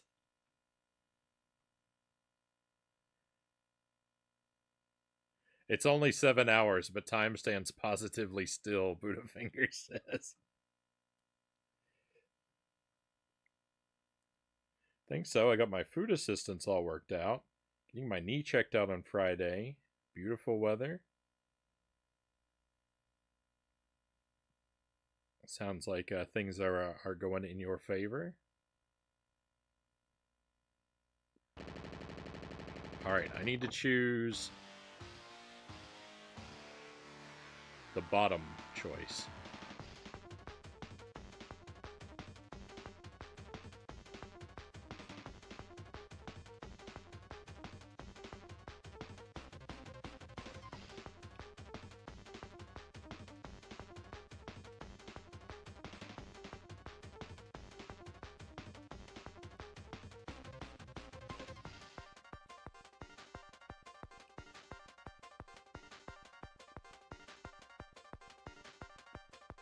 And let's see what happens, because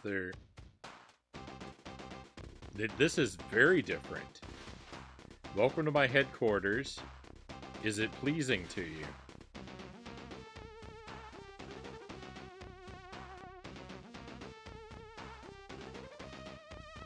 You can drop the smirk.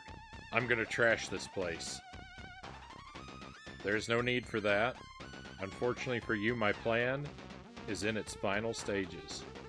I have transferred all functions to the space station. Space station? We're in space now. Look at this guy. It looks like he's living inside of, like, one of those old, like, Simon games.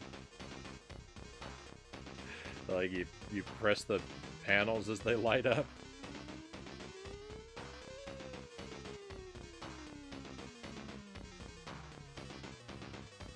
Like that they try to make the game comedic.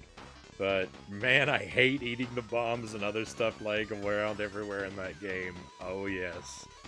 Oh, it's infuriating. It's infuriating, especially when it's the end of your health. Contra lore is absolutely bonkers. This is intense.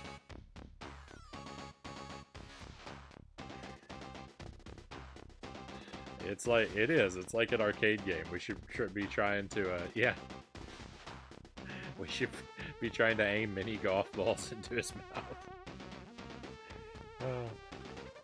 Time for me to crash. Good luck with the hardness, Frownie. I'll be lurking. Thank you for the lurk tally. Have a wonderful sleep. It's been great talking to you. I hope you sleep well and have a great tomorrow.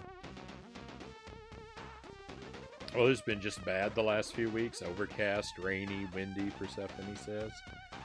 Yeah, it's been a bit too cold and wet up here. I haven't been able to get outside much, which is unfortunate. Like if I can't be snowed in, then I want to at least be able to go outside. But like the murky, freezing rain is not great. I have the urge to play mini golf now. I went for a walk earlier today, and thank goodness I didn't get rained on. I did get snowed on, though. It's powered by singing wallfish. Alright, let's see what's up here. The headquarters is of no more use. It will soon be detonated. But, Colonel, you can't. Ah, your existence means less than nothing to me, you flea. Farewell, we'll not meet again.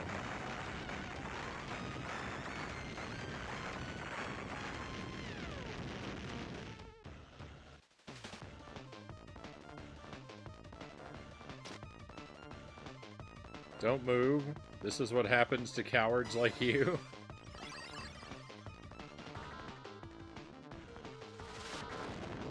Oh, is he gonna transform them into aliens? He did.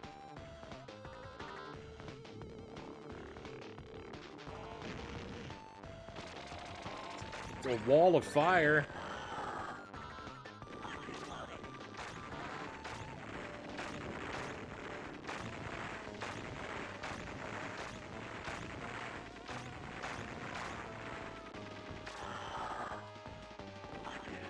I'm bleeding lives. This isn't even like... This shouldn't even be that bad.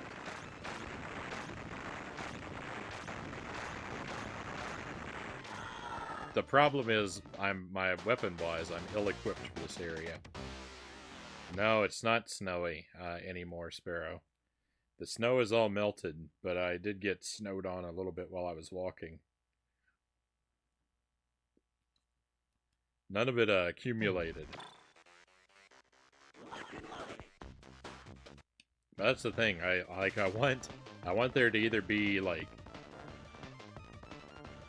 3 feet of snow outside, so that there's no going outside, or like I want it to be pleasant. I don't want any in betweens.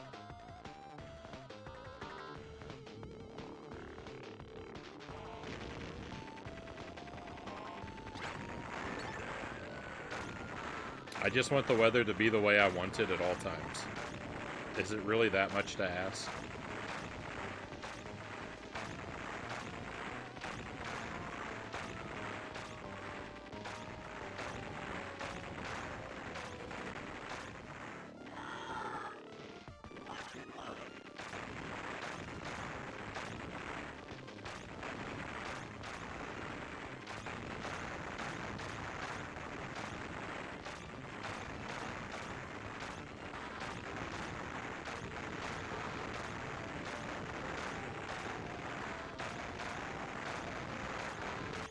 No, I was doing well.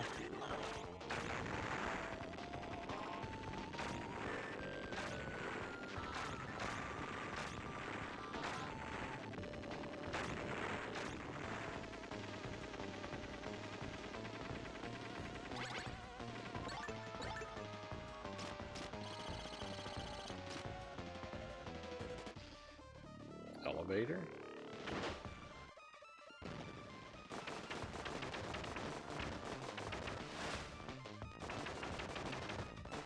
Am I a weightless like in my Contra adventure? That would be cool. Nope.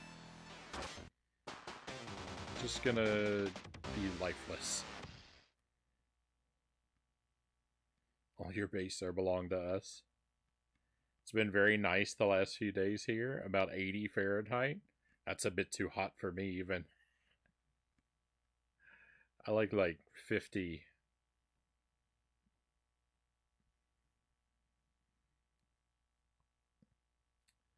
Don't remind me of that quote. I struggled playing Zero Wing so much on my stream. I haven't ever tried Zero Wing.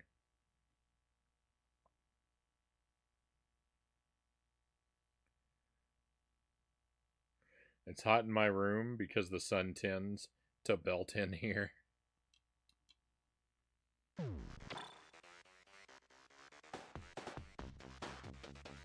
Phalanx really nailed it with the US version.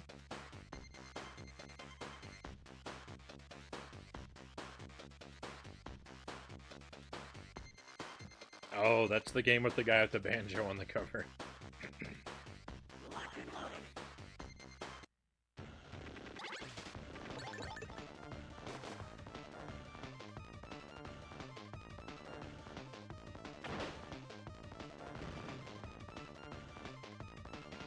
I've never tried Zero Wing. I usually order them by the dozen, Buddhafinger says. Very well done. I like that. Oh, this is what we're doing. Okay.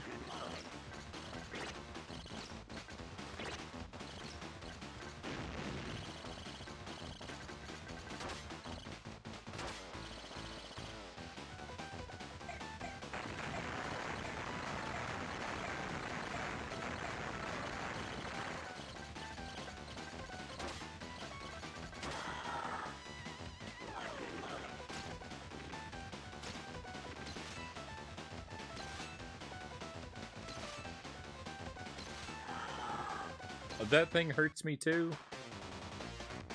Goodness.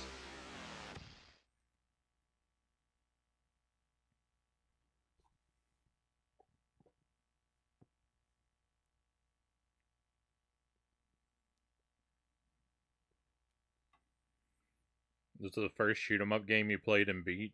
It was hard.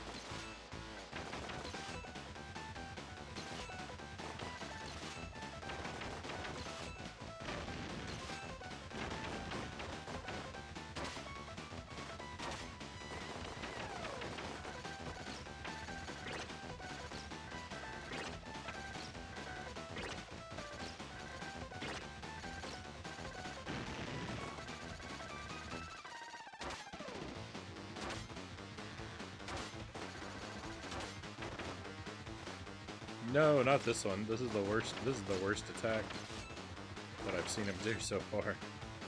I don't like it.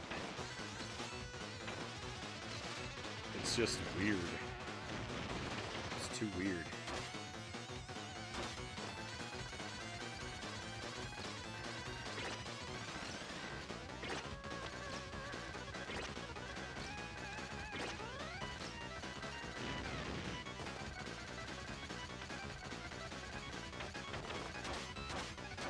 Oh, we've entered a new phase. He's being different.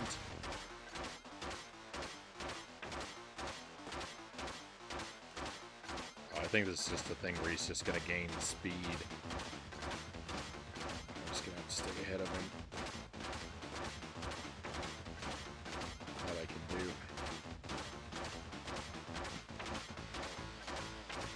Whoa, he's getting taller.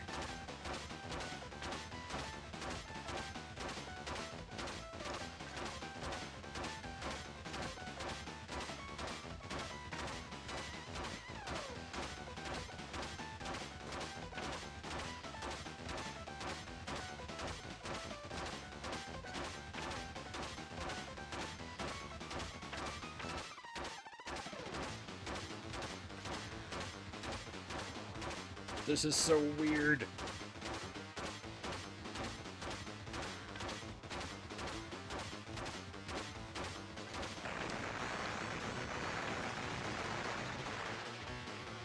Hey, we did it. Victory.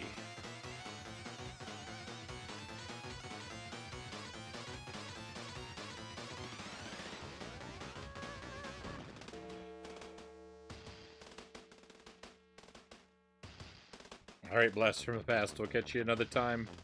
Have a good time with Taz.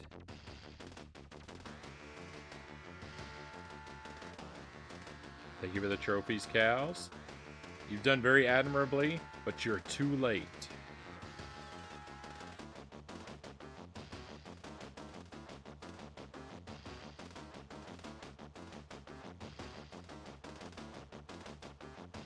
I've used the alien cell to create Big Magnum. He will reduce the planet to charred cinders. Does anyone have a good time with Taz? It's all relative.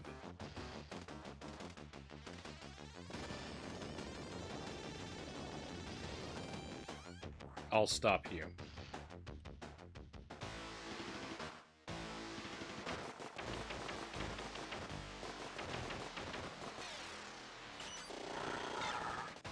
Cool.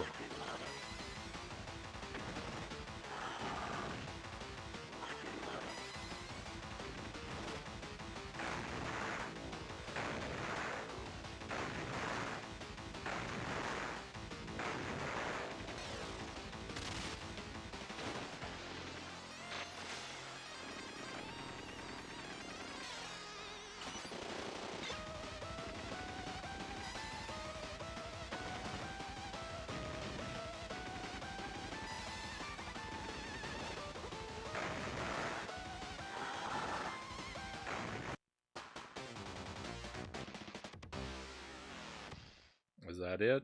Ah, that's it. Bummer. All right, my friends, it was a lot of fun. I think we'll be done with Contra for tonight. I think we'll move over to the Super NES and finish the night out with some Mystic Quest. It was good. We got a new ending, and we tried out a little bit of a new path. We didn't beat it, but that's all right. We gained wisdom, and we shouldn't be too greedy for victories, right? There will always be new ending hype. Thank you, cows. Thank you.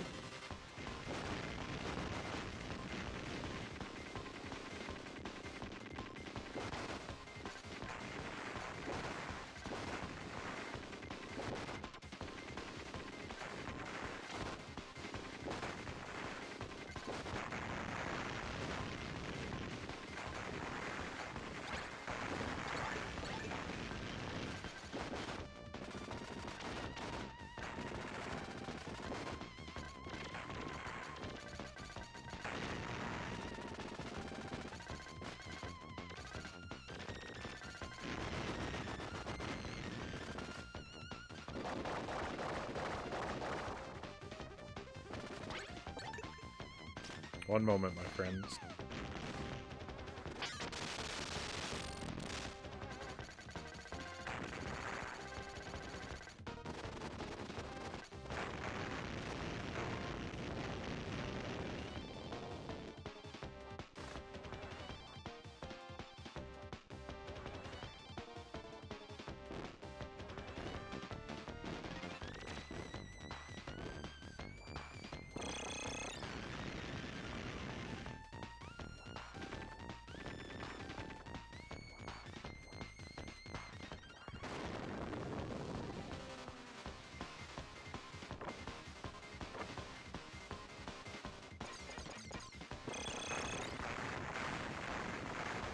Alright, sorry about that. Yeah, we got a new ending, and we discovered the path to another new ending. I think there's you know, if I get an ending here, I think there's one other path if I choose the. It doesn't make sense to me.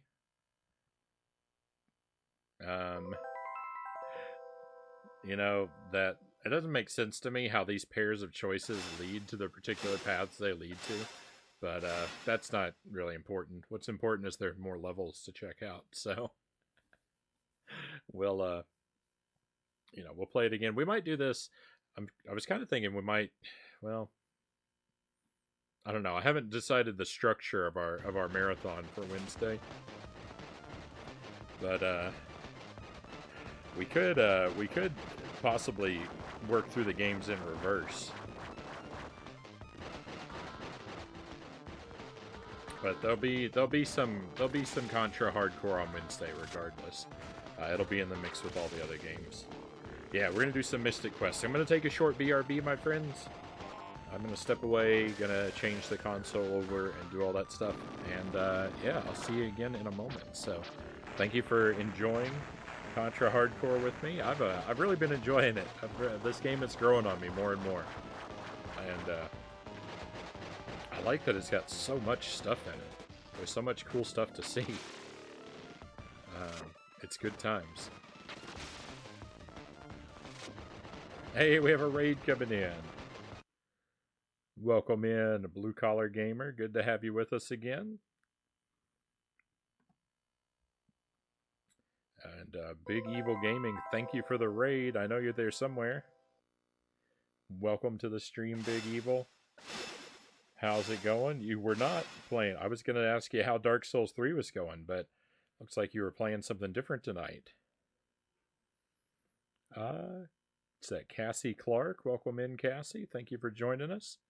Hope you're having a great time.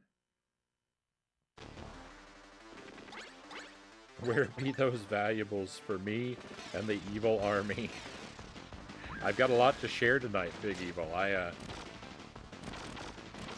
Sorry, I can't watch that demo. I haven't played that level yet.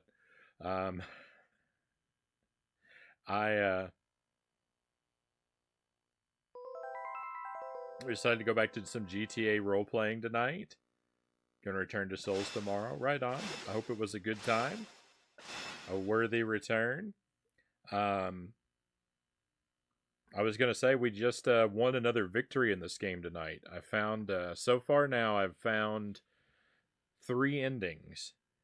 I found 2 regular path endings, and I found 1 secret ending. And I made a little bit of progress toward our 4th ending, but I didn't quite make it there tonight. It's a new path. I found a new level.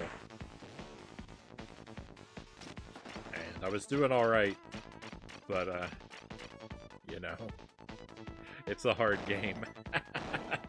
So we'll try it again. We're going to play this again on Wednesday. No problem. Thank you. Same to you. Thank you, Cassie. Thank you for the follow.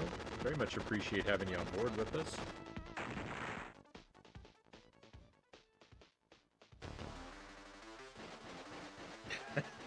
My boy Frownie is going to play Haunted Castle non-stop, even after he just beat it. But he bails early on one of the best games ever. I don't think nearly 4 hours is bailing early, Dynamite. I think I stuck with it admirably. And besides, we already found an ending, so we're doing all right. We'll play more of it on Wednesday. It'll be in the mix with a lot of other Contra games. But no, I can't explain myself. Why I play so much Haunted Castle is impossible to justify. Never beaten the DLC in Dark Souls 3. It's so difficult, Game Input says. Been a long time since I went back to it. Kind of full circle moment. Started with it. Now I return to it. Right on. Don't have the DLC for 3, unfortunately. Plans to beat all the Souls games by the end of the year. You're making swift progress. I think you're going to reach that goal. I think you're going to reach that easily. All right, my friends. So I'm sorry to the raiders who just came in, but I did say right before you arrived I was about to take a BRB. If you came in for Contra, I've got to apologize to you. We're going to play it again on Wednesday, but we're actually right now going to take a short BRB and switch over to Mystic Quest on the Super NES.